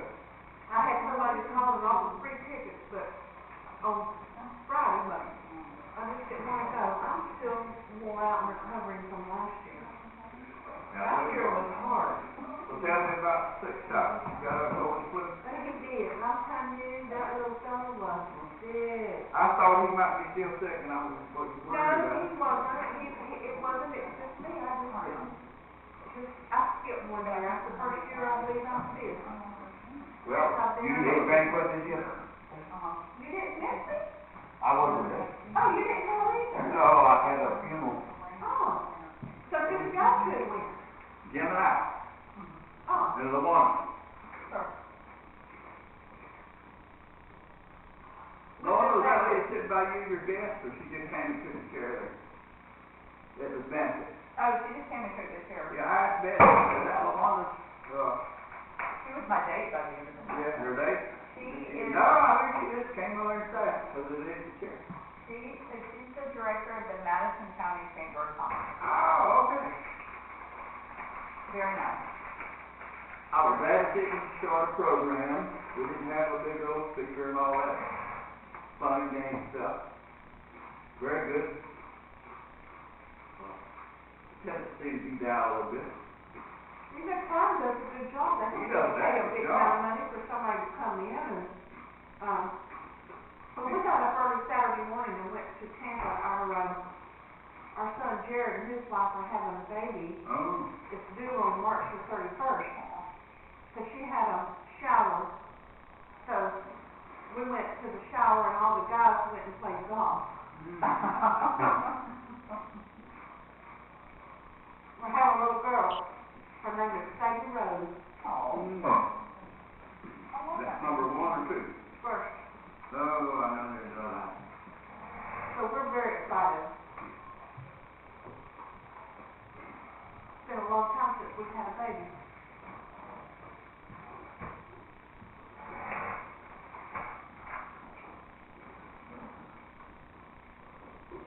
Jim, how old are your grandchildren now? Do what? How old are your grandchildren now? 7 and 10. 7 and 10? The little girl's 7. Ooh. Time flies. They grow up in a hurry. Our family, we got 2 2-year-old girls. So I'm riding them up apart. Oh. And we had both their birthdays. Both 2-year birthdays. I bet they're cute. Mm-hmm. So Margaret's granddaughter, she gets them both at the same time, keeps them 3 or 4 days. Oh, good. Dressed in like twins. They are very cute. It's either they can be. No. Thank you. Oh, good. Now, we'll be in here Monday, right? Monday night? Marcia just went and got everyone's packet for the meeting. Everybody but mine. I do all mine online.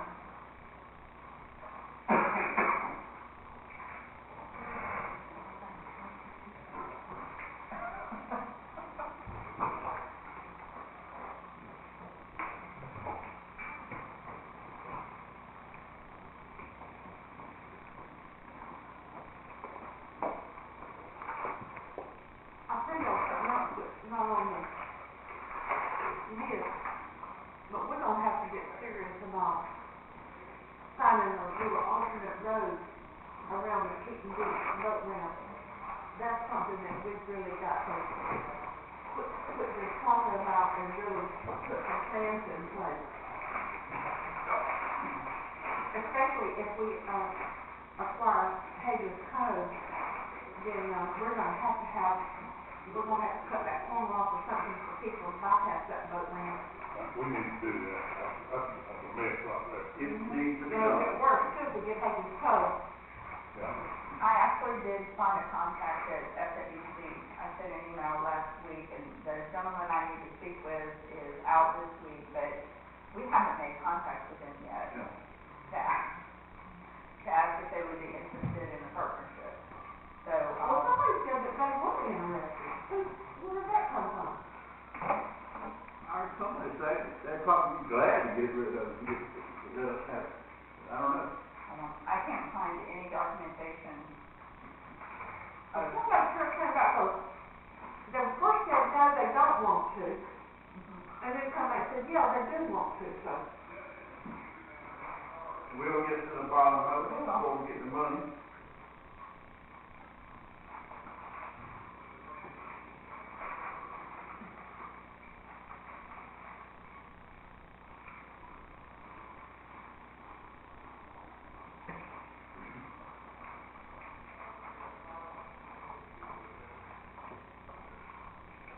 I've got somebody picking up the boys today.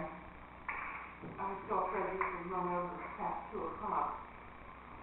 No, please don't. You got something to do too? I'll be listed. I'll have the same to do, go home and feed the cat, check on my cow. Going back to Cedar Island, on my bride.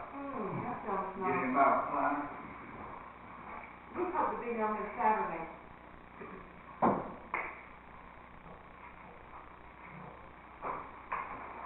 You have any, one ribbon with a sushi?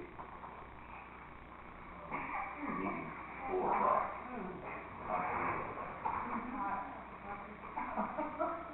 Well, I pick up the children, I get in line every day at 2 o'clock. So I was afraid today, and I'd rather make arrangements and, know that I'm covered.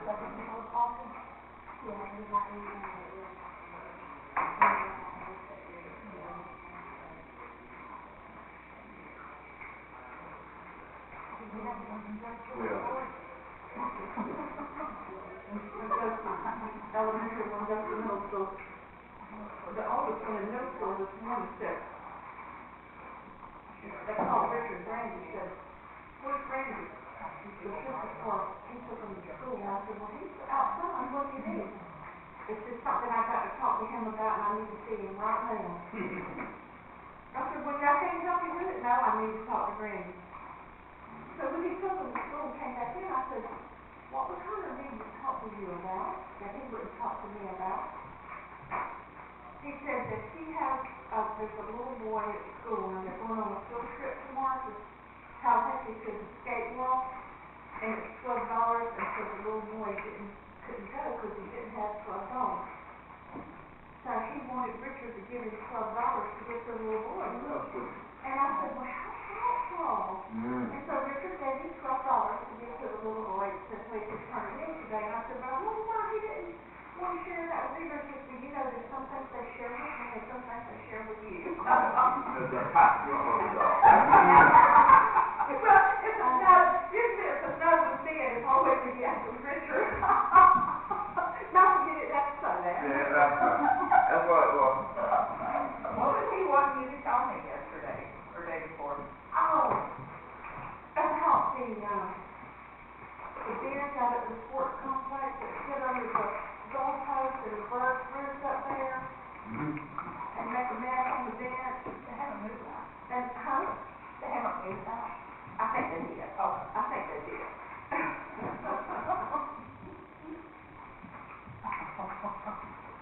he was so cute. Tell her something.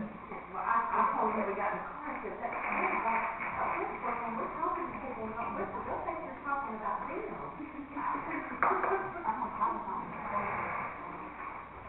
I figured it was something he was embarrassed about. I was reading an article yesterday about Southern manners and how so many places that used to incorporate Southern manners are not doing that anymore. And it's just a few states where it's more prevalent than it is in others. And, we were brought up with Southern manners, yes ma'am, and no ma'am, and yes sir, and no sir, and if you didn't, it wasn't an option, I'm telling you. Right.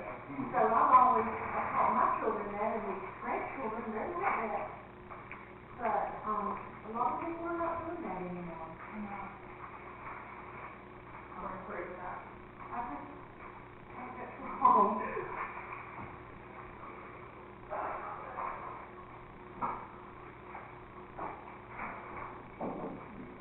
Even my older children are yes sir, and yes ma'am. I don't know how the public school handles that, but I know at Anna's school, it's not an option. Is that right? Well, that could be the school teacher's manners. They don't just teach it, they. Really? No, the school doesn't. And you'll see kids when people, adult guys come, they'll say this, or no, or what? Ooh, we've been in so much trouble if we'd said, what? You don't know anything about that, do you? Oh, yeah, absolutely. I grew up in a high-pitched Jewish household. You think you had it bad. It was yes, sir, make sure, yes, ma'am, in multiple languages. Good. So, I can see the value of the Southern issue, because, sometimes try to separate from government, but from a religious aspect, honor, they have to watch it, understand things. That's And right. that's where that comes from, yes, sir. My parents didn't force that, my grandparents did. I remember getting a whipping from my mom and my grandma one time or something. I got 2 whippings. I got a lot of whippings growing up. I can remember.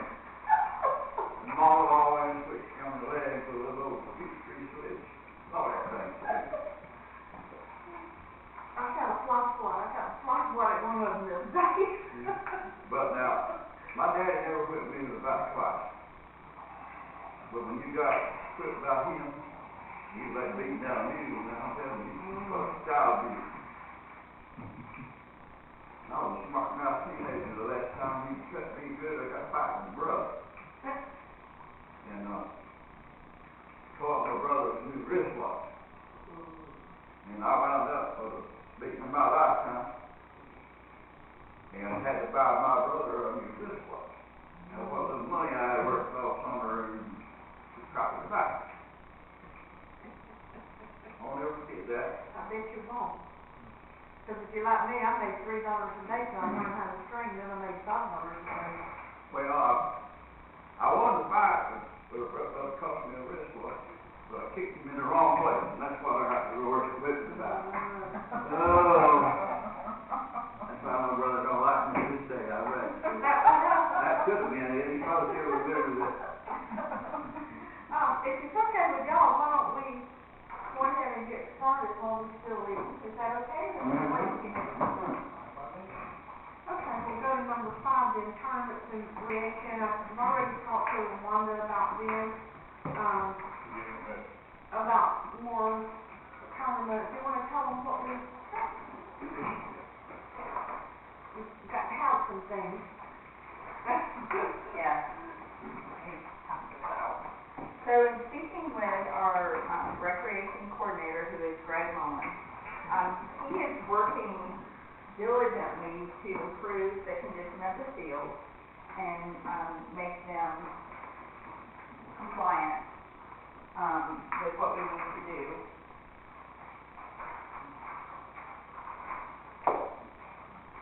But when I asked him about the possibility of bringing more teams and more, maybe some small tournaments to our sports complex, he told me consistently of some improvements that we need to make. And I handed out the capital request list that we used at budget time. And if you'll look at Department 0473, Sports Complex, we had asked for $25,000 and to purchase batting cages, fencing, and windscreen. But then we subsequently took that off the list, just because we were facing such a crisis with our budget. Now, just as part of the process, the $25,000 is in the sports complex budget, but they are not allowed to spend it because the board did not approve that as part of our capital request for this year.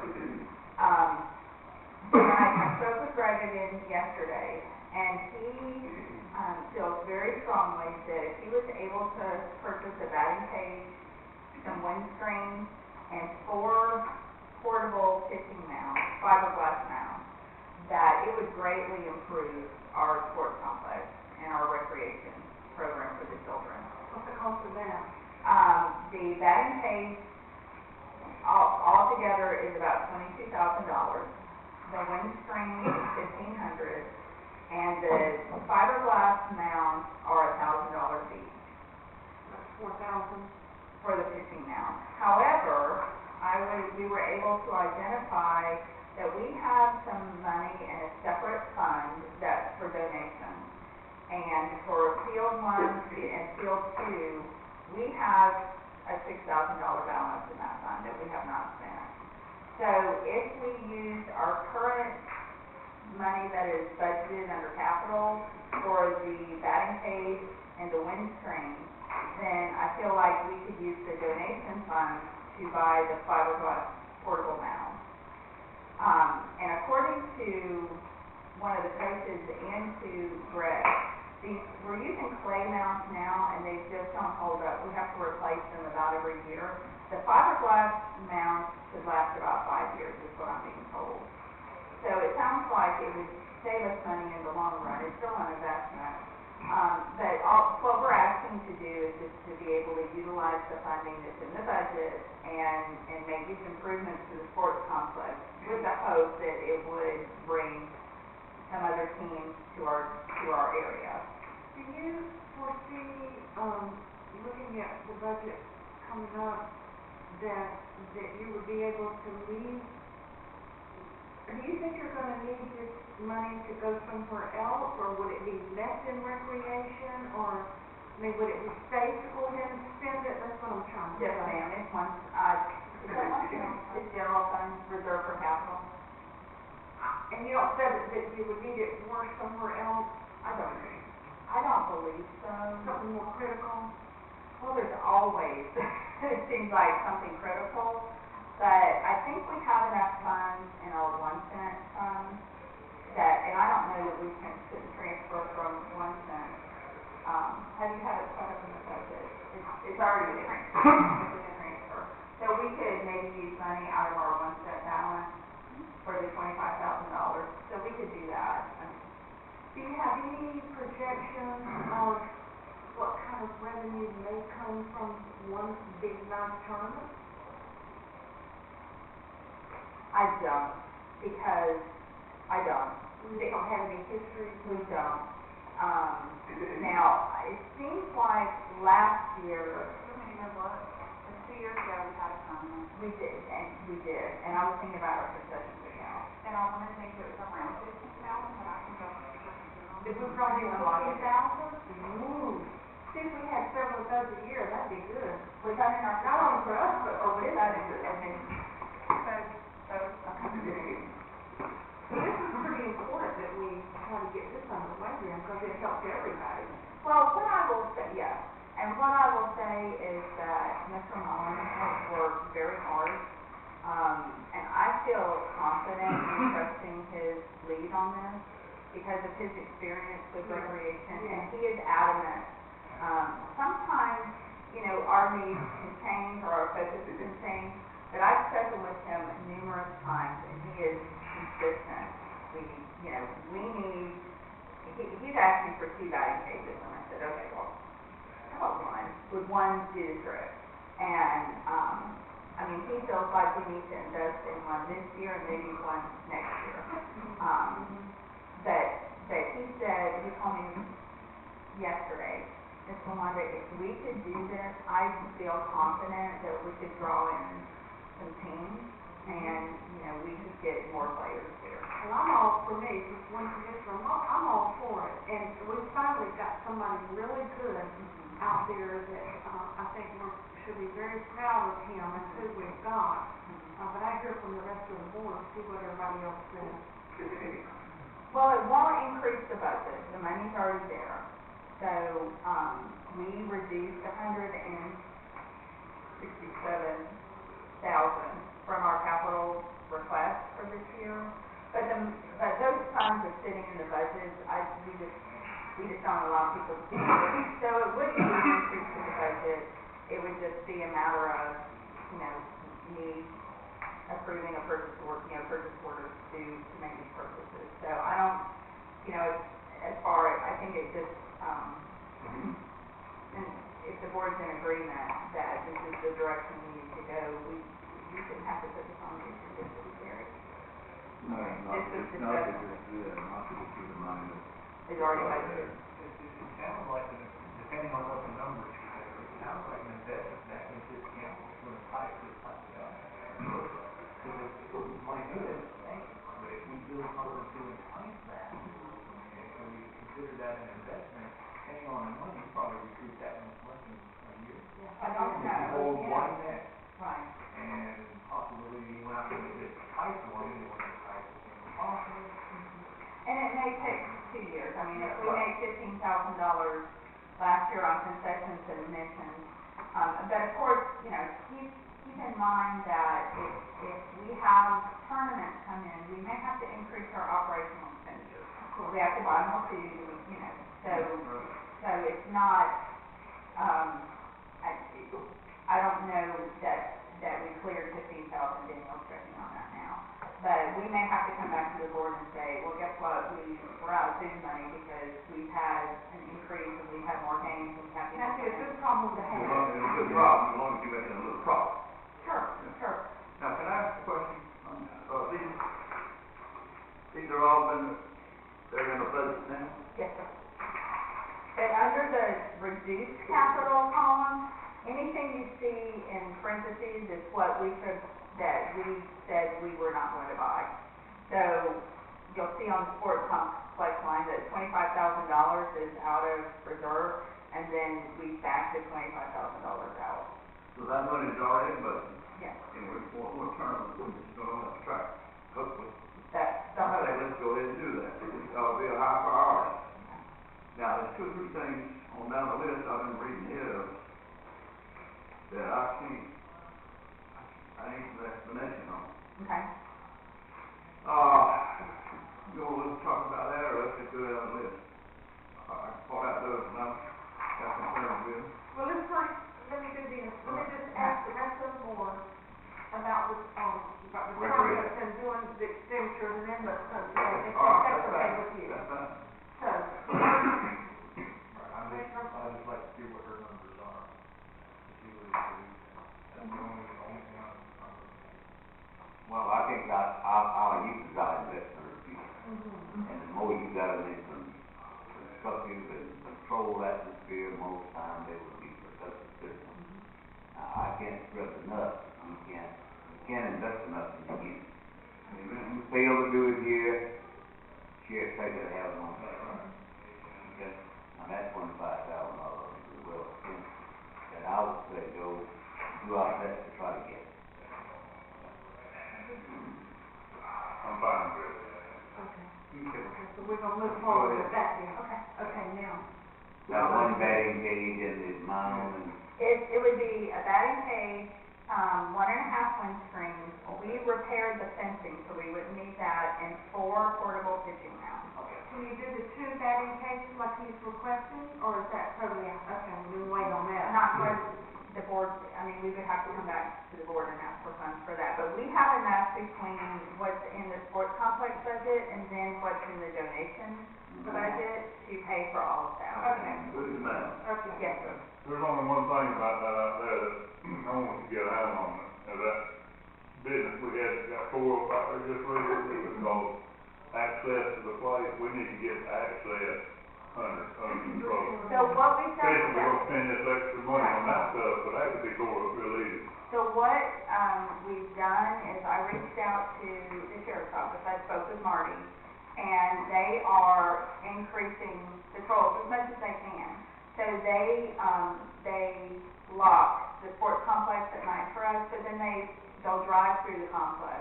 And from what I've been told, they've had additional drive-throughs, because I asked Marty, if y'all are out that way, can you just drive through the complex, just to help us with just a presence out there?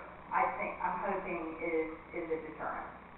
In other words, they're not gonna lock the gate at night. No, it's locked. It's locked. It's locked, yes, sir. They're gonna unlock the gate, drive around to it, and just, When they come in to lock the gate, they'll drive around, they'll lock the gate, Okay. and then the fire department unlocks the gate in the morning. the gate wasn't locked when all that damage got to this place, must have been open, or did they run through the gate, or? It seems, we had an issue with the lock out there, so there was a time around that time that we found the gate unlocked, so we changed the lock and gave the new combination. I called the sheriff's office, gave the new combination to the sheriff's office and to the fire department. Good. And we may have to do that every once in a while. Change the law. Yes, sir. Good idea. All right, my time. Sure. All right, I'm looking at, I need to go down the list now. I'll tell you what my concerns are. I looked at animal control, I have no problem with that, they need a place to shop. And solid waste containers, that's fine. Now, we took 3 of those out. All right, now, as a solid waste truck, have we come to the conclusion that we're gonna lease a truck or we're gonna buy one this year? I believe our recommendation would be to lease vehicles. I'm going through the process now of checking some of the references for the other counties, and I sent the RFP from Tallahassee to Conrad for his review. Okay. All right, that's fine. Now, I question the amount of the gate roll-off stop fence. Well, let me, That's a big roll-off stop. Chance, that's something better than, Sam, what's your feeling on that? I think 30,000 is way too much. I ain't way too much. well, that was That's reduced. that's a Mexican border wall. Well, that was actually reduced to 20,000, and then That's still too much for a fence, for the roll-off stop. okay. And I believe that, now I did address that with Gary, we haven't moved on to that project yet, But we wouldn't spend, it's kind of like the library roof. People put in worst case scenarios, but if we don't spend those funds, it will go back into reserve. We're not going to go in a. No, I'm saying we talking about chain link fence, and not tall. I don't know if that's done, it must be more expensive than I think. I just bought one the other day, 6-foot chain link fence was $129 a roll, 50 foot. Every 50 foot, $129, that's just wire. And you can double that for the labor, so you're talking about $250. And then you got $5 a foot. poles are about $6, $7 a piece. And you got to have them, you know, every 10 feet, but it mounts up pretty quick, you know. Yeah, but $30,000, if you say we have allocated $30,000, this is public record, then you go talk to companies, they know how you've allocated, it's gonna be $30,000. Right, that's If you right. say I've got $100,000 for a bathroom, it's gonna be $100. We're gonna try to do that with our inmate squad, or we're gonna contract out the person? That's not contracted, it's I would think we would use our inmate squad if we could. And I'll double check with him on that number. Like I said, that was reduced to 20. I don't know. All right, now go down to county extension. How many minivans that we had donated and bought since I've been here? That's why it was taken out of budget. So it's out. It's out. So if there's a reduced capital next to it, that means back it out. So. Oh, okay, all right. Okay. Now, they are still asking for the telephone system. What's wrong with the one they got? It's over 20 years old, and it's very difficult to find parts and pieces for it. And they would like to purchase that this year. And then we have a replacement phone system next year for this office. I don't know if we want to do it all at one time, but they are still asking for consideration. If it's working, and I wouldn't mess with it. Yeah, if it's working and we'll ask until we just can't call. That's fine, I mean. And it was reduced, it was taken out, the minivan and the phone system. Now, this new canal dredging on down here, that's for the Key Beach main canal, and is a match to that? Where's that match? Actually, I believe, let me check on that. I thought we were gonna use. Did we move 98,000 over for steam taxis? Was that the number? Okay, I'll have to check on that as well. Well, that canal, you and I talked about the canal, and you said maybe before the end of the year, we might have enough money in pot one to start from the Keaton Beach Canal. That's still our plan? Yes, sir. I didn't know there was a match involved in that. It's already budgeted. It already is? It's budgeted, plus I've asked for legislative funding All right. to help with that. Now, on the sports complex, this new HS, host site, what is the HS sport? Oh, that's not under sports complex. I didn't have a department number. That's the new Hampton Springs host site. Oh, Hampton Springs. Yes. I remember that. Yes. Oh, we're gonna do that, or we put Hampton Springs at rest, and we gonna leave it like it is? I mean, So I assigned, that's further down, but I have assigned a staff person to start getting close to that. to move that forward. We need to do something with that, but that's the issue down, that's a liability. It's a liability, and we either need to get the host down there, or else we need to lock it. Lost the gate, it is nothing but a mess down there, they tore the fence down last week, and they got trash everywhere, and just, the fence is stayed around the pool, you know. Yeah. We'll talk about that next on the list. Okay. All right, and then look on the next page. Not too long ago, bought a full area, compost to a gator, and that gator's gonna cost $16,000. Unless you get one that's got, man, you can get one with a 4-wheel drive and all kind of pops and put bells and whistles. That's an airport teenager. So the I mean, I just did this, it's just an astronomical amount of money. What do you need a gator out there for? A ride around the airport? I don't doubt they need it. And if you do, that's $9,000 would work. and we may have already purchased that. We use that for budget planning, but that's from airport revenue. But we have a county vehicle out there. Well, those gators are nice, man. I mean, that's a big property to ride around. They've already got one out there at the airport. I can't remember if he's already purchased that. They done got a Ranger. Okay. We got They use it to spray herbicide, they do all kinds of. Yeah, it's a very handy thing to have around the property. I was just questioning anything else, money there for it. Now, the rest of this stuff is fire truck lease payment, I know that's gotta be paid, motor grader. Are we leasing a motor grader or motor graders for $144,000? It's multiple motor graders, and actually, it's not really a lease payment, we ended up financing that. I think at the time that we prepared this, So we bought it fine. yes, sir. All right, that's all the concerns. Okay. HVAC system is the supervisor of electric. That's a repair. That's a repair. Did we use the old AC that was out there when we bought the building? I thought this was a new one we put in. They put the building. Well, this is to replace the one that was in the building, That's right. yeah. Okay. So this is a replacement. Well, that's not a bad price. Because I just had to buy one in my house, it's common. All right. That's all the questions I've got, the rest of it. Pretty self-explanatory. Well, I'm really excited to, that we're gonna get things in place. And I'm excited that we have somebody at the sports, complex that are really, high quality, very good person. And I think that bringing a lot of tournaments here will benefit us, it'll benefit the businesses. And it's something, for people to go and participate in or go, as spectators or whatever. And, I'm just real happy that maybe that's gonna come to fruition. He has a lot of contacts, he's very positive about being able to bring in additional activity. He's concerned about the size of tournaments that we can bring in, and he's trying to work with the local hotels and hotels, and he says that, sometimes not having enough restaurants can be an issue, sometimes it's a little more of a challenge to bring in that particular crowd. But he believes that we can at least, we've got to start somewhere, and that he can make progress in that area.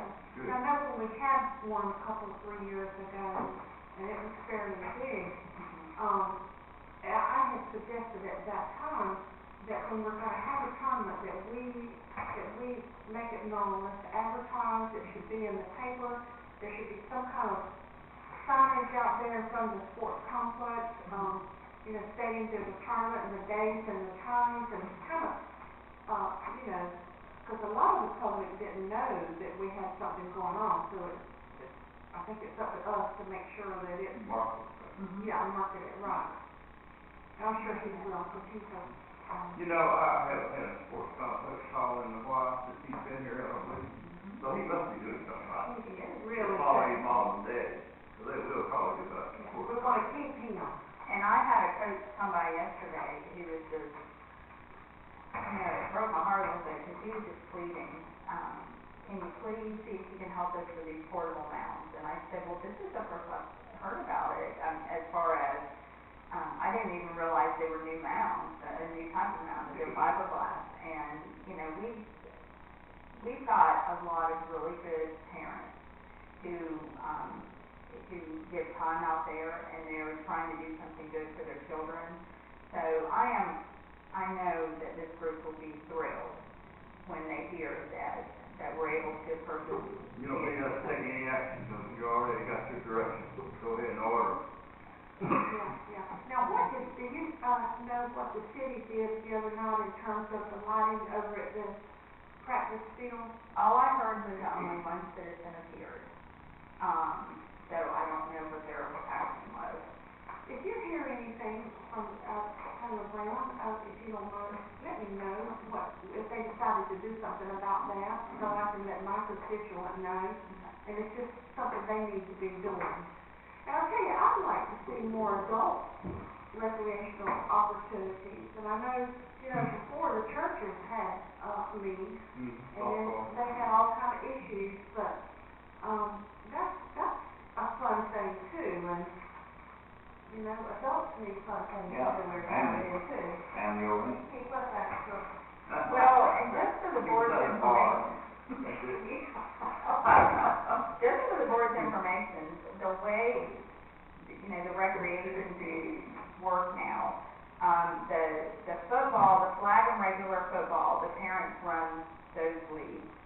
Soccer, the parents run.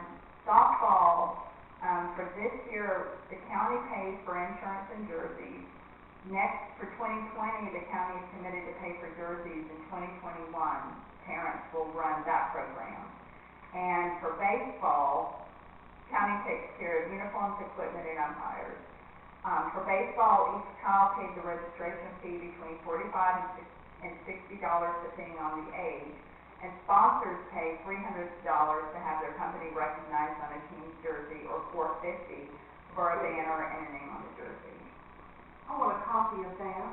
And, when we talked the other day about this, and I asked about other opportunities for tackle football, because once the kids get out of, flag, then they don't have another opportunity till they get to visit school.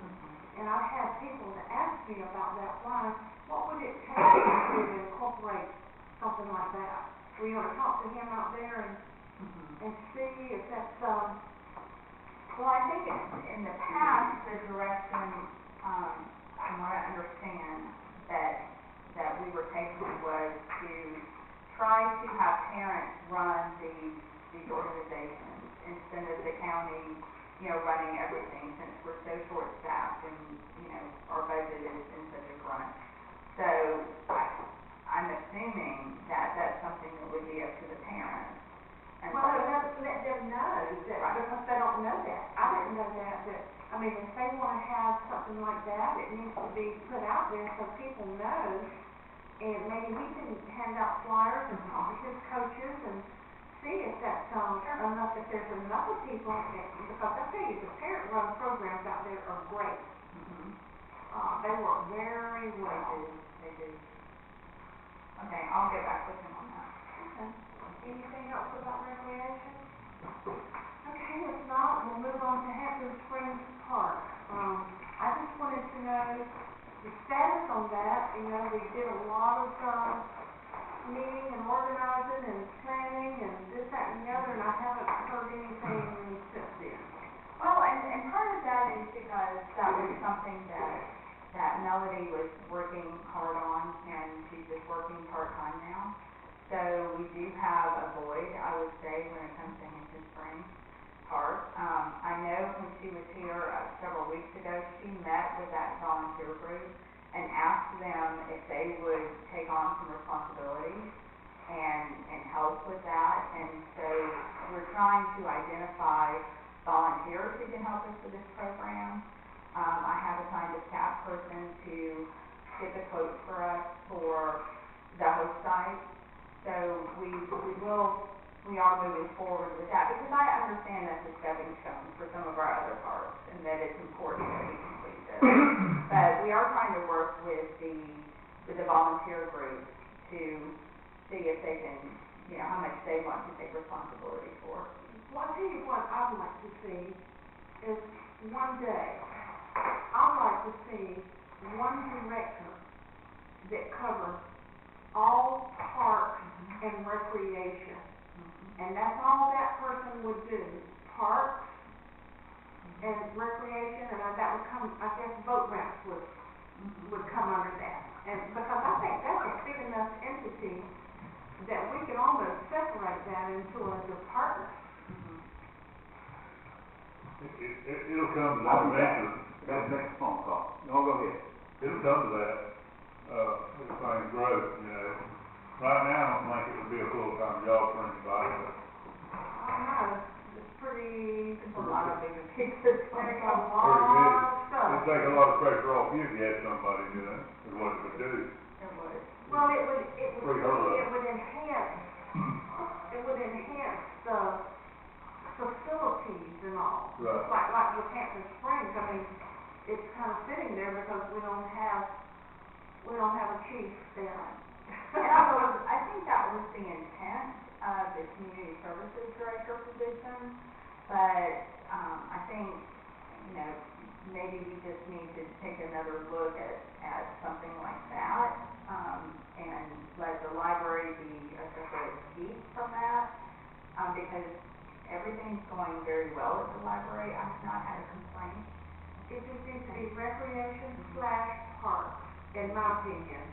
Because that's a pretty big time, you do the sports complex and all these boat ramps and all these cars, it's quite a bit. I mean, I know we can't afford to do that right now, but, you know, we're talking about future, and I'd sure like to see us, I'd like to see us, you know. Realign. Yes, we're thinking about Think this, of it. with this. Need to be prepared for it now. It's coming. So for right now with Hampton Springs, then, particularly, we're kind of depending on the volunteers to do what? Well, I won't say we're depending on the volunteers. We've asked the volunteers if they would be interested in helping us manage that part. And so I'm working with Melody on that, as far as reassigning some of those duties. We're just kind of in a flux right now, but I will address that in the next several months, and we'll get all of that squared away. Jim, you're talking about they broke the fence down in? Their fence was broke down, I didn't hear. bathroom doors were wide open, all that messed up. Is there some kind of barricades that we can put out there that people can't drive through? Like those, what do you call them, those concrete things that you can't? Well, they tear up anything, they tore up them concrete markers we had down on Dixie out there, remember, they pulled them up and all that stuff. But the key to it is shutting that gate at dark, and opening it at daylight. That riffraff spinning donuts, tearing up all the grass and all that stuff, that's in late evening at night and all that stuff. Well, then if we got people that can close up the sports complex and open it up, why can't we get somebody to open and close that down there then? Probably because it's just further away I can ask, but I think the key is going to be having that attendance there for that particular facility, because it's not just people coming in the gates, it's people coming through the woods. They got four-wheeler trailers going over them mounds, going in there, I mean, it's just a mess, and there's some liability right there. The last time I was down there was a rope hung on the tree where they could swing out into the river, you know. Have we got signage down there, so if something does happen, we've got signs down there, no swinging from the trees, no rope, I thought we had placed signs, but we'll double check on you that. know, that way if something does happen, I'm just wondering, it seems like we're spinning our wheels here, we're stuck in the mud, and We need somebody down there, we need to work at getting somebody to move down there. One lawsuit would cover all that expense we're gonna do to get somebody to move down there. What is $25,000, wasn't it, allotted for that? To put up a trailer spot down there and put up 43. For cameras and for, And then you're gonna fix the bathrooms again and all that kind of stuff. I didn't realize there had been more damage there. I'll have to get somebody to go down. I haven't walked in them lately, but doors swung wide open on them, and the last time I looked, they were tore up. well, we should get some shooters, but if they see it, they'll shoot it out.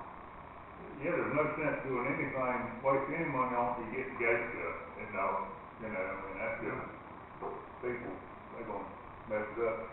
And they have spun donuts and tore up that field across the road where the horse trailer park was.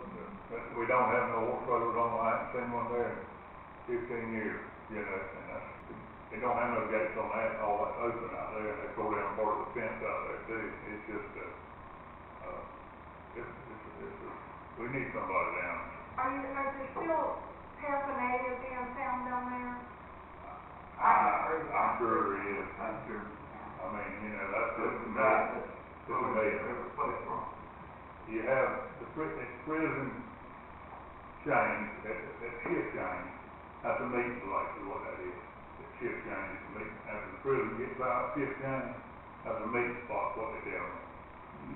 You know, they all drink beer there together, whatever, you know, after shift change. Unwind after a shift prison. Drink beer, get in the car and drive, beat up out, you know. Run through the fence. Yeah. So when are these volunteers gonna get back with whoever about their decision? I'll follow up with her, this week and see where we are with that. We just had so many priorities right now, but I'll follow up on it. Okay. It's gonna be a long time before we can get through the project, no might ought to talk about closing it temporarily. If we do that, that's all it's gonna bring on all of them. Yeah, Oh, yeah, you don't wanna close it, but some I'd people rather. do take care of it. Some people do go down and fish in the creek, and they carry the children down there, and they go on the dock, all that kind of stuff, but I mean, it's, you know, they broke their bottles and everything down, I mean, it's a mess. Did you close it even since the grant money was used to renovate it and? I think we probably could if it's. Temporarily, well, you might do. I don't think that's going to accomplish anything. Let's just hear from the committee, and, you know, they may be interested, they may not, but we do need a plan. I'm interested in what the insurance company said lately. Have they said anything I about it? don't think anything's changed since their last statement, Right. so I wouldn't think their position has changed. I mean, we did put a fence up around the pool, and that was there the last time I checked. So I would hope that would lessen still there. our liability, but I We would can't drive a truck into that. That drug one ain't yet. They could look up to it, pull it up, I reckon. Okay, number 7, Stick Hanky Boat Ramp Mobile Home, that, you know, I look at it every time I go by, and, you know, we need to, that's your district, so, and you know what I'm talking about, you got some thoughts on that district? We want to say if it's been on its tour, and I haven't heard anybody from the community complaining about it directly, but indirectly, I've heard complaining about it. I need to bring that to my constituents to find out what they want to do with it, or what they want us to do about it. I agree, it's an option. Now, I do believe, Luana, you told me that there are some issues with the place. Is it really reusable, or is it, to the point that it needs to really be torn down, or? I think we could renovate it, but the issue is that any organization we've checked with, if they would be interested in it, it's, the same issue comes up, is that it has to be ADA compliant, and we would have to purchase an elevator. Yeah, that's a lot of money. And so when you weigh that out, I don't know that it would be a good investment.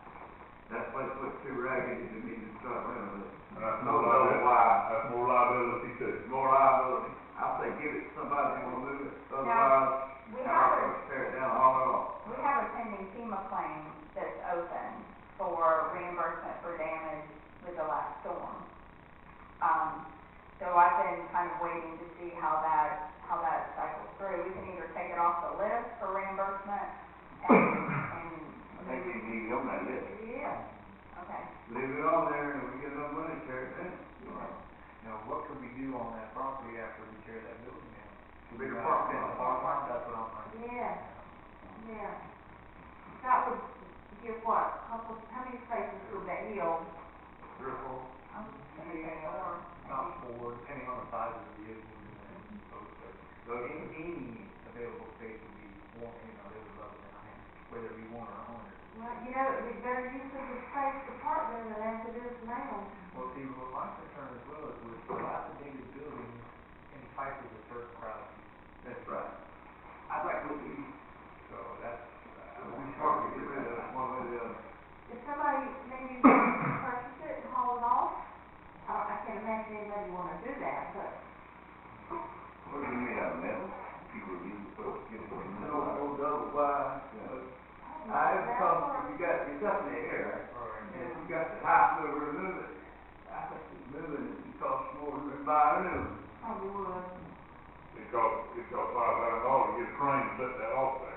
Set it off for the house, the other hospital, Hey, what's that? some jack it up, then you go lower it down if you can move it. Put axle back on it and everything else to move. If that old mobile home is predated prior to some date that Danny can tell us about, you can't move the thing. You can't get a permit set up anywhere in the county. That's right. It's kind of a thing that needs to go away. I think somebody would want it to tear it down to have the metal, but they'd have to take everything else with them too. It might. I hate it that we did at one time invest some money in that. I think we put a new roof on it and things like that, but I would say, I mean, if we've just not been able to resolve it after all these years, we can't, staff can't identify function. And we even talked about a marine agent using that for an office, but we can't open it up to the public because it's not compliant. So, Well, when, would any of the FEMA money go towards demolition? Or is it just for repair? I don't think it matters what way you do the reimbursement, does it? We can use it for, it's just so You could put it up for bid and, long as for that, right? and let people bid on it, haul it off. You know, how much would you charge us to get rid of it? Well, Well, somebody, that's free for all the metal. You have to pay for all the metal, and we'll give you $300. I mean, like, somebody might want it, and be willing to move it, you know? Okay, so what do we wanna do? Do we wanna wait on FEMA? I would say let's wait on FEMA and see what type of value they assign and what type of reimbursement we receive, just because I hate to, somebody knows up at that. Yeah, okay, well, let us know when you know. Okay. Number 8, assisted living facility. I know that we can't build assisted living facility, but there's a need in Taylor County. And, I know the PCDA, I haven't heard anything else about this project. It's almost like it's been dropped. I have heard of some private people that were interested in it, but how do we go about starting the process for somebody to do that, other than us? I mean, And that sounds like a PCDA, just bring it back up over there, and, I mean, we really need that here in Taylor County. And if we used up some of the land out at the hospital for the, tax collector and the property appraiser, would we still We have still enough got plenty of room? room there. We got plenty of room. The Well, old hospital, what are you gonna, we talked about that being a facility one time. well, that's up for sale. It's up to bid now. Let me, if I may, Go ahead. here on assisted living. A local businessman called me, I can't remember who called me, if he talked eyeball to eyeball, but he said, have you heard anything about, the assisted living facility? I shared with him that we at one time agreed with the TCDA that we would allocate 5 acres of land out near the hospital. But I haven't heard anything about it. I said, I did hear a rumor that the Everett's was talking about putting one out there behind, the Hampton Holiday Inn. yeah. And I said, I don't know whether that's going or not. He said, well, I'm a small player in this, but there's about 3 of us that are doing our due diligence to try to get a facility in here. And he said, if you all ever hear anything or discuss this, let me know. So I can call him back and say, we discussed it, and we don't know any more than what I already shared with you. But from what he told me, there is this group of local investors who are, and he says, we've got to do due diligence on our end, because we've got to come up with at least $500,000 to get this facility moving. So, he didn't indicate whether or not the site that they had in mind would be the 5 acres or not. As far as I'm concerned, we need one here, and if it takes the 5 acres to get the right people here, I'm still willing Me too. to do that. I share that for all the information I've got.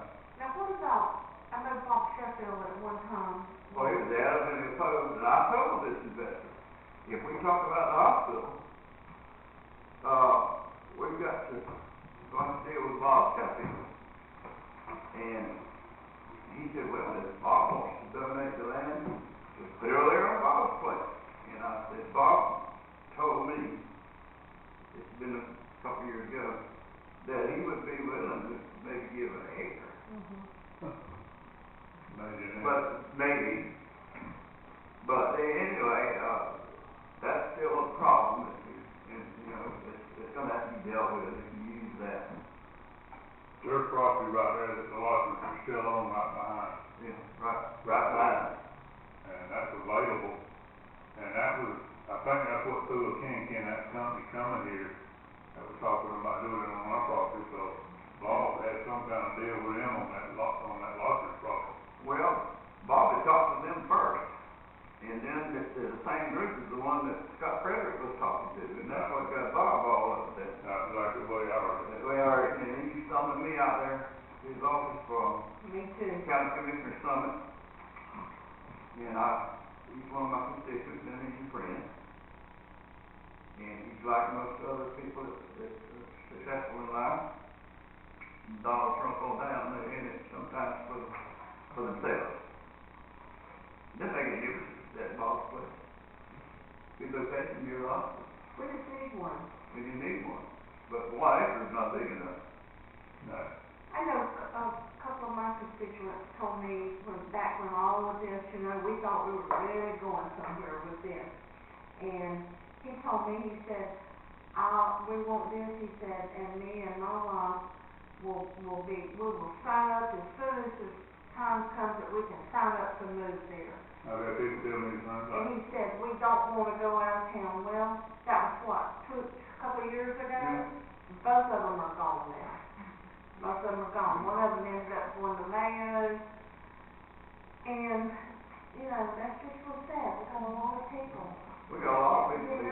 If Mayo can have two, Yeah. or whatever, why can't we? What's wrong with it? They're in Live Oak, Monticello, Mayo. Down the park. Yeah, I down the don't park. understand what's Just like- wrong here. Like my mother-in-law, My daughter works in all the facilities, and she works from one in Crawfordville. She travels back to Crawfordville, works from Mayo and Live Oak, everywhere. Yeah. And she said there's nice places in Mayo. I ain't know they're real nice. It's getting somebody to step up the plate, spend that money to get it here. That's what it takes. Well, I agree with LaWanda. TCDA should be the one that put the lead on this. Why do you ask for a status of that project? That needs to be on our next agenda over there to see, what's going on with that. Okay, speed bumps. We talked about this, Commissioner Murphy, a couple of years ago. I think it was a couple of years ago, I don't remember for sure. Might have been last year. About speed humps at Keaton Beach, on the main road, going down to the park. And,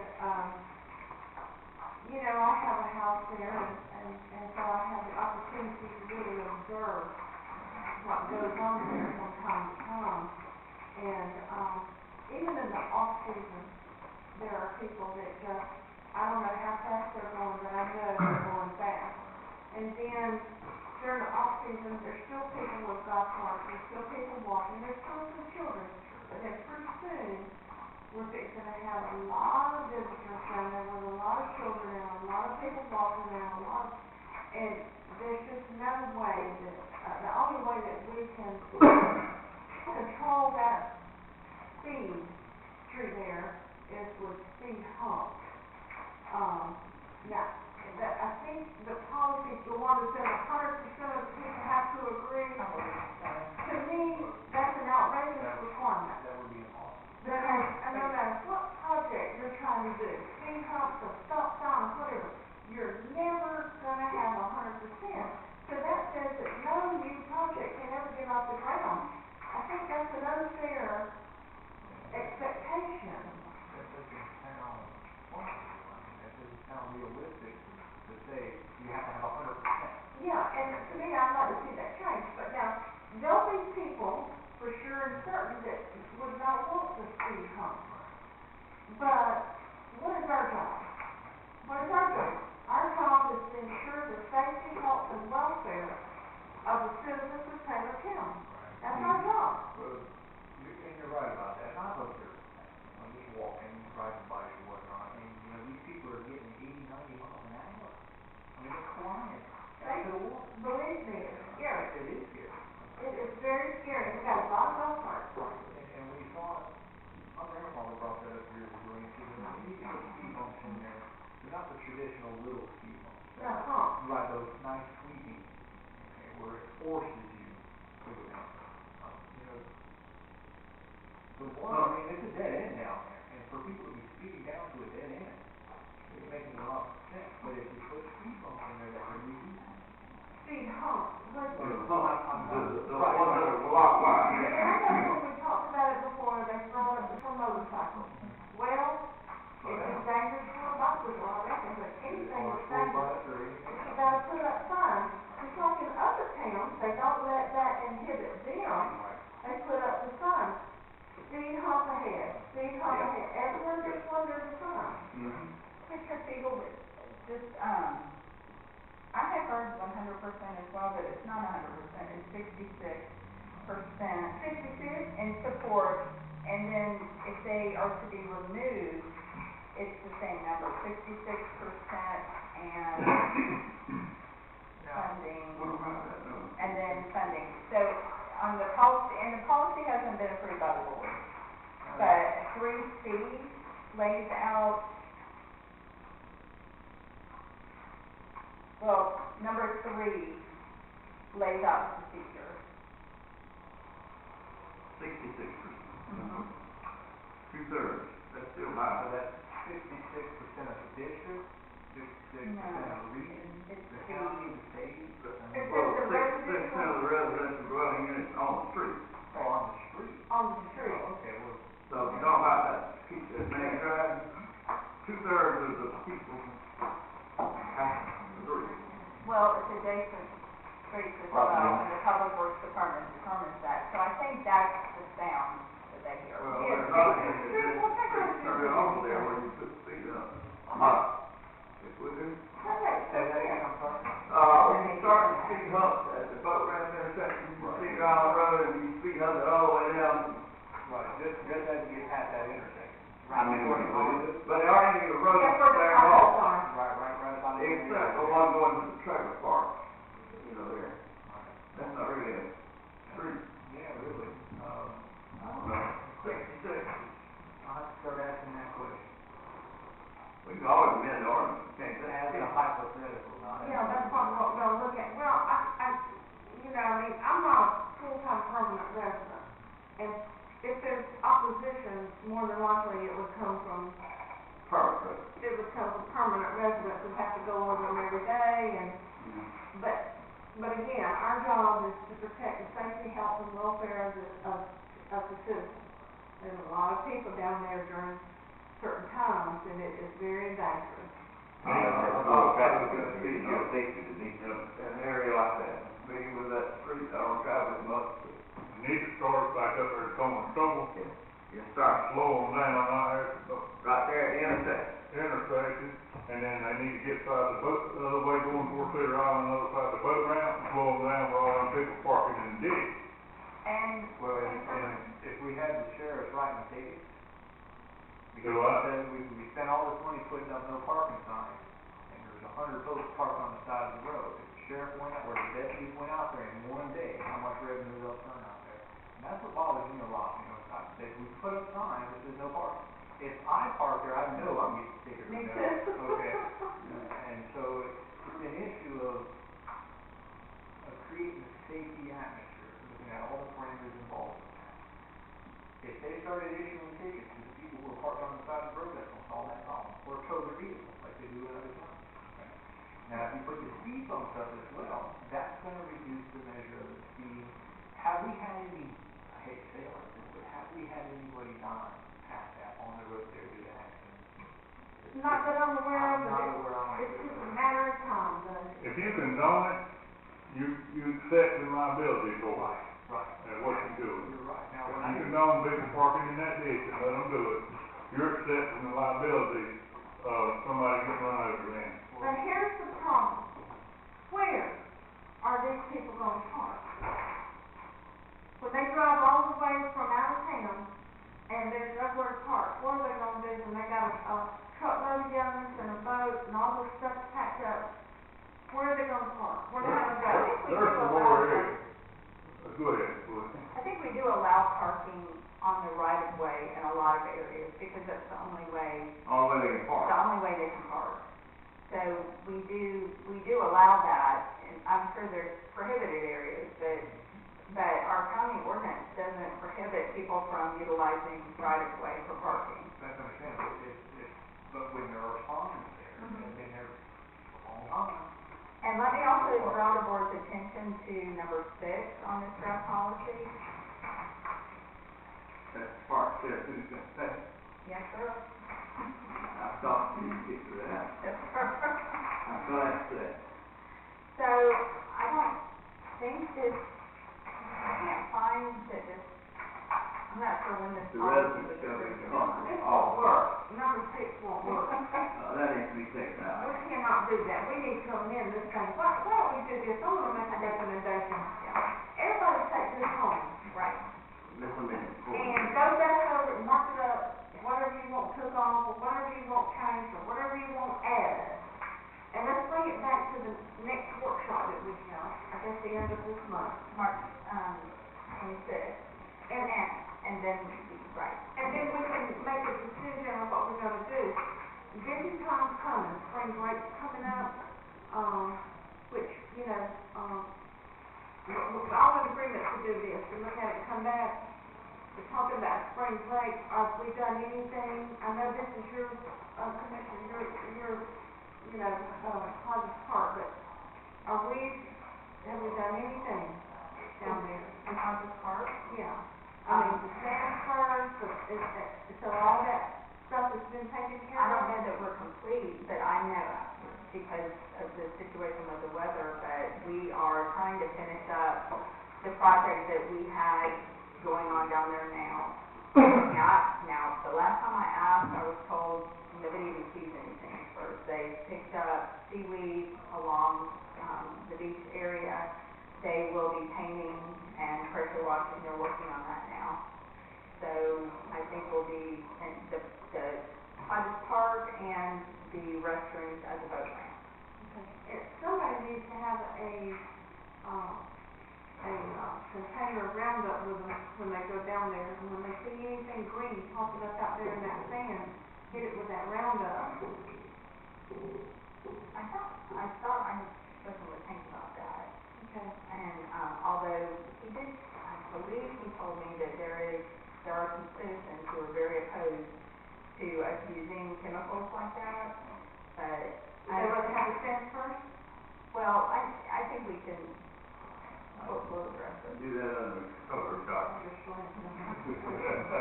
Well, now moving forward, did we,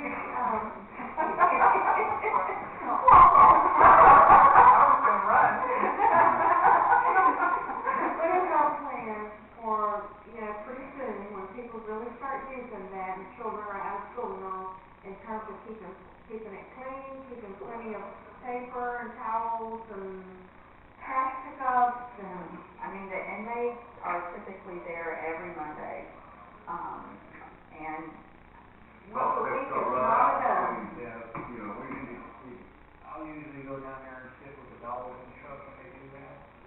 And that person keeps us talk about putting stuff out for the inmates.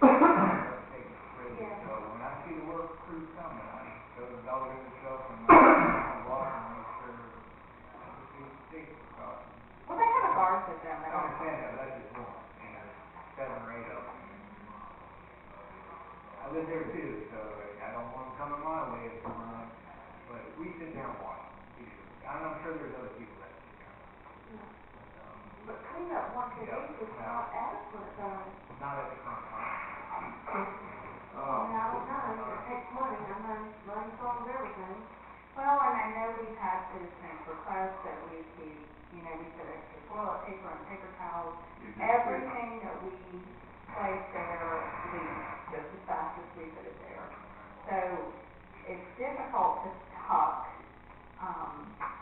because of what happens to the supplies. They either walk off, or they end up down the toilets, and then we have. wet room. Could you put one of those big round toilet tissue things on the wall, put it up high enough and, One sliver at a time, get a hand, wash your hands and put it under the dryer, eliminate, take yeah. a towel. Coffee? I mean, I'll see if we can, we do try, especially, and we always, I feel like a lot of times we wait to see where we have to come from our efforts. because sometimes it seems like everyone goes to Keaton, and then the next year they're all at St. Cassidy. So we do, and I will say that when we have our public works department there, they always take extra paper towels and toilet paper and try to keep up with the restrooms and, direct traffic. I mean, I feel like we have, within our workforce. We've been doing the best we can, and I'm not, don't mean to sound like I'm criticizing, I'm always trying to find solutions to a problem. And, when our public works is there when they can, but we need, I don't know how, because I know it's a money issue, but we need a schedule so that it's not if somebody happens to be by or when they can. It's our only public beach in Taylor County, and a lot of people do use it, and a lot of travelers turn off of 19 and go down there. Somehow or another, we need to figure out how we can have, I tell you, during the summer, you almost, really, ideally, you would have daily somebody to come in every night and clean it, or early one in the morning and clean it and restock it. But, I mean, I know that that's in our budget, but that's what needs to happen. Well, I mean, if it's your only beach-like focal point in the county, you need to take care of it. Well, we gotta have the money, so that's the whole thing. Let me think about an idea that just kind of popped in my head, and let me speak to an employee who I know is there on a regular basis during the summer, and see if we can just stock him with supplies, and at least, pop into the restroom for me while they're doing something else, and maybe we can keep a better eye on it that way. Well, we look into the cost of one of those big toilet tissue things that goes on the wall, because, I mean, they could bust it open, I reckon, but, I mean, it's easier to take off a roll of toilet tissue, I guess, if you don't have any at home. I don't know why anybody do that, or they put it in their truck so they got it in the woods. Kind of ended it having. That's the way it goes. So we can check into that. Yeah. Okay. All right. Okay. All right. We're gonna get there with y'all. We mentioned this problem. Number 10, Taylor Road at Encina, private road on, County Road 14, the concrete bridge across Encina River, Commissioner Page. Well, I'm mostly gonna give a report, because I don't have a. You got to have an answer to this one there. Jim knows the road I'm talking about. Now, the reason I asked this to be put on the agenda is I had a call from a young man who, has Taylor County roots. In fact, his name is Lamar Matthews. Lamar's mother was married to Ralph Holt. Dedicated to his mother. And he came to see his mother, and he called my house, and I returned his call. He lives in Thomasville, but he bought a house. And I think the house he must have bought, Jim, is the one right at the foot of the bridge. Right. It is. But Lamar's got local connections, good educator, job at Thomasville, bought a house, and he said, I want to talk to you about the road. That's from 14 to that bridge that's unsafe to cross. And I explained to him that road right away belongs to Mr. George McKay. It's a private road, and that we can't do any work on private roads. And he said, now I will try to reach out to FWC, Fish and Game Commission, because they maintain some of the road on the east side of the bridge, as I understand. That's one river. Well, I found out after contacting FWC, after you cross the bridge, there's a section of land along the Swanee River, and it gets some maintenance from Swanee River. And then you get into some Four Rivers land, and that's private land, they do that. And then you get into some of that particular wildlife management, and FWC does some maintenance there. Well, about a year ago, I'd say, FWC was hauling multiple loads, like 35 loads of lime rock a day across that road, and that old unsafe bridge to go there and put on the Billy Martin Bridge. Well, I talked to this FWC employee, official, and she told me that that section of road is not in the Big Bend Wildlife area. It is not under the jurisdiction of FWC.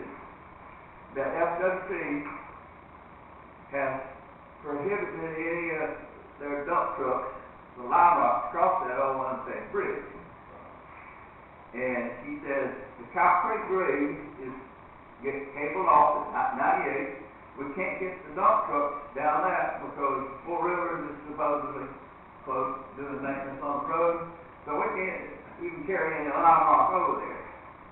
And she said, I can't give you any lime rock or anything to put on that road, that private road, because it's money that we use in the Big Bend Wildlife Management area is federal money. And we have to account for that lime rock just as the county does. You know, we can't use county funds to maintain. So, whole point is that nobody will claim the ownership of the bridge. Nobody will claim maintenance on that less than a quarter of a mile road. She did tell me that in the past that there have been a couple of partial loads of lime rock that FWC has put on the road, and they sent the grader in there and graded it. But they can't do that on a regular basis. And it did that because they were tearing it up. Now, I just got to deny from the lady out at the meeting she was at, and she filled me in on all these details. So I don't have a solution to the problem unless some private citizen wants to spend thousands of dollars hauling lime rock in. Now, there is one thing we can do. Early on in my career as county commissioner, when Jack Brown was here, the ditch from Highway 14 going into the river there was clogged up so bad. So Mr. Charles Mitchell contacted me and he wanted something done about that ditch. And Jack Brown and I went out and met with Jack, with Charles Mitchell. Jack Brown and I, Charles Mitchell, Miller Road. And Jack agreed that this is a county drainage ditch. And we went in and cleaned out the ditch with a grate off. And, you know, there was buttonwood growing in it and rut in it. And we cleaned all that out. That was a drainage ditch. And I think, well, let me check this out, that after we had our dump trucks in, haul off that mud and all that stuff, and the grade all the tracks and all in the road, we may have gone in and swiped the road one time to clean our mess up. I'm not saying that we didn't spend any money unless the ditch needs to be cleaned out again. And Jim goes right by there every week up here. Is it pretty bad or The how? hurricane stopped the ditch up with a bunch of limbs and stuff. Well, I remember I asked you to get with Charles Mitchell and it's covered there. They had some. Yeah. They cleaned that, Charles cleaned it out. Charles did clean it out. He cleaned it out. But I talked to FWC last week about it. And Jimmy Mullen works for them and does all the grader operation and all that kind of stuff. He said he hauled 28 loads of lime rock on that road between the bridge and the highway one time. And the agreement they had, they graded it one time. And then Charles Mitchell was gonna keep it up after that because him and McKay, they were in kind of partnership with that trailer park and all that kind of stuff. But all the people going to Hickory Mound now beating holes in it. That's what it is. That's all it is. All the traffic's going right through there.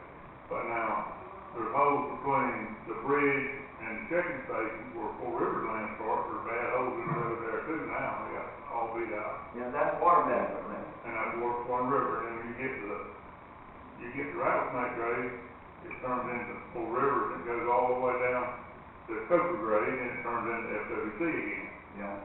And Four Rivers is not gonna fix the road unless they're logging there, you know, and, they can't haul, they tell me they can't haul logs across the bridge anymore because of the liability of it falling in. And, but Ollie Rouse carried the head man with the FWC down there the other day and rode through the whole thing, explaining to him.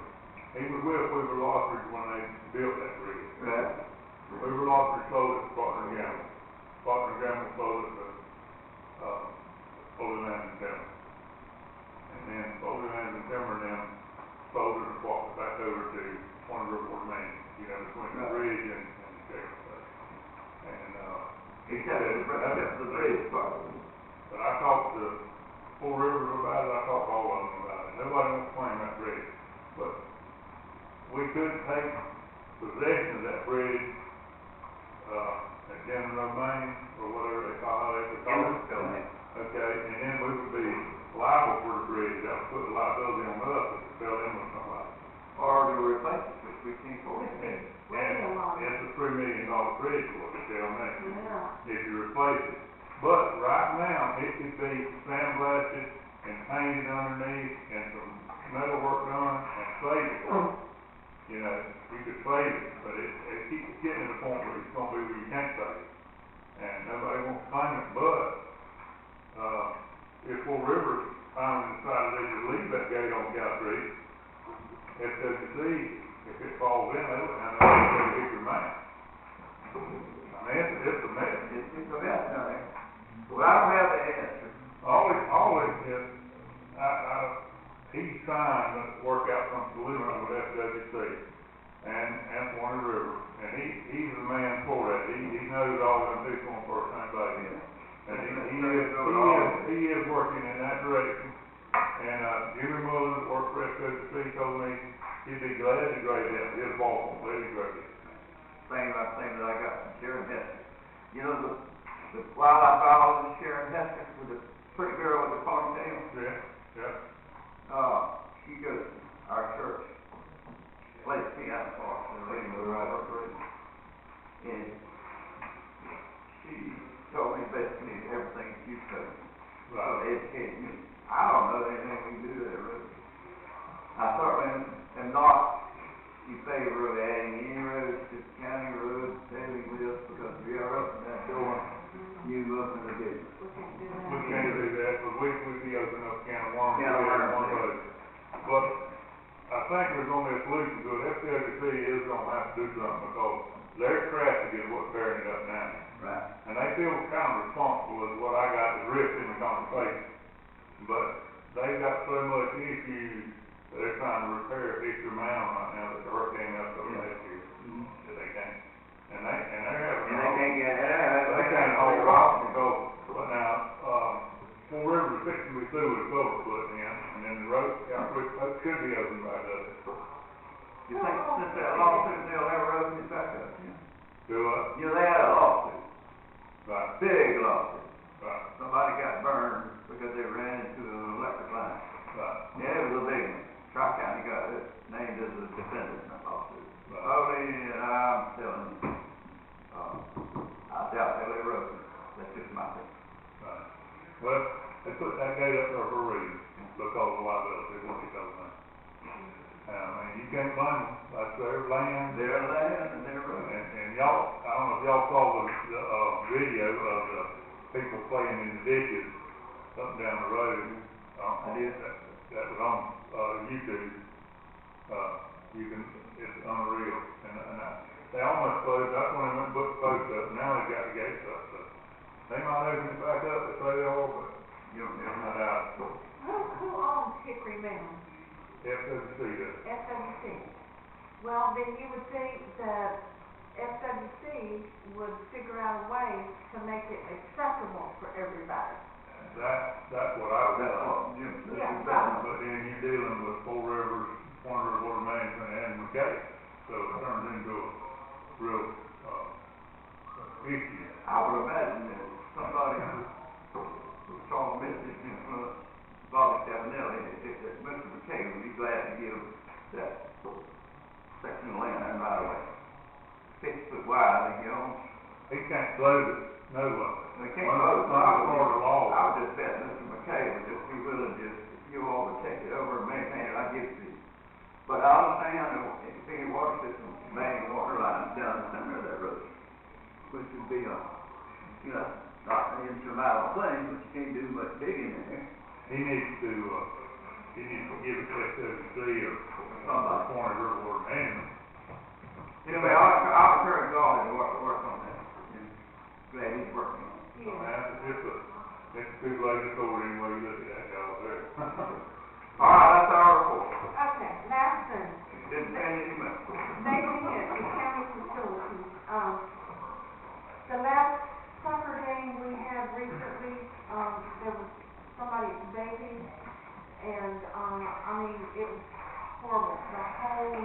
and even before that, I had seen somebody, but this time happened to be the whole, game, and so we don't need people vaping in our parks.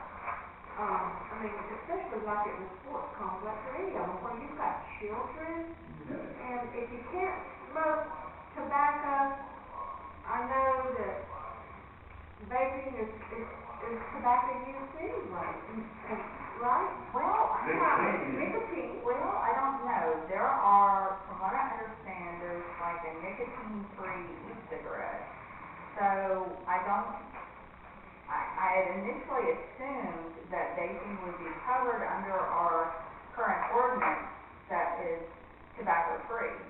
But I think what I need to do is check, maybe with Conrad, to see if we can just consider vaping to be covered under this, our ordinance, or if we can outlaw all vaping, whether it contains tobacco or That's not. right, you don't know if it's got nicotine in it or not, and Right. children see people are smoking, Yeah. it's smoking irregardless. Right. And so, for me, as one commissioner, no vaping of anything. Right. Now, what about introducing ignition devices into the facility? Because that's what that is considered, an ignition device. Now, I used to have a firearm shop on Asher, and I was repairing firearms, and I had powder and varnish and everything else. And when somebody would come in vaping, I said, well, it's not tobacco. I don't care what it is, it's an ignition device. That may be one way to look into that, and see if we ban or not allowing ignition devices into the facility. That may be a Go ahead, go ahead, answer that for us. Now, I'm with Commissioner Bill. I don't want to see this vaping anywhere. Especially public places. Right. So our current ordinance may cover that, where we could just add vaping to our sign, but I think I need to double check and make sure that there isn't a loophole. No, let me we can amend this. We can be a tobacco-free and vaping-free facility, Yeah. or ignition device facility. However you want to say it, but we need to outlaw that stuff. Because the children were up there. The children that were not playing, standing there, had to endure that the whole night. Then when they took their water breaks and all, they had to endure that. And it just kept going, it never stopped. I'm like, oh, this is very, offensive. So I can check with Conrad and bring this back to the board for consideration. I'm all for amending to this place. Is everybody on board? no doubt. So, can we have it ready? Well, we can't do it for Monday night meeting, can we? Okay, well, as soon as possible, I will. I'd hate rather stand by somebody smoking the good old smelly cigarette that I had that day. Well, and this would apply to all parks, like Hodges Park, all parks, yeah. Courthouse. They vape in the pot and everything else, right? Listen, that got out of control. People, you wouldn't believe the people that I'm hearing about that's doing that. And now they're trying to pass legislation, or, so that they can smoke it, they can bake it out, and they can do it anywhere. Huh? It's I coming. was just so against Some that. states are going that way. But anyway, anybody else, you got anything else to talk about today? Gary? Council? I think we're covered it all. Commissioner? Well, Anybody else?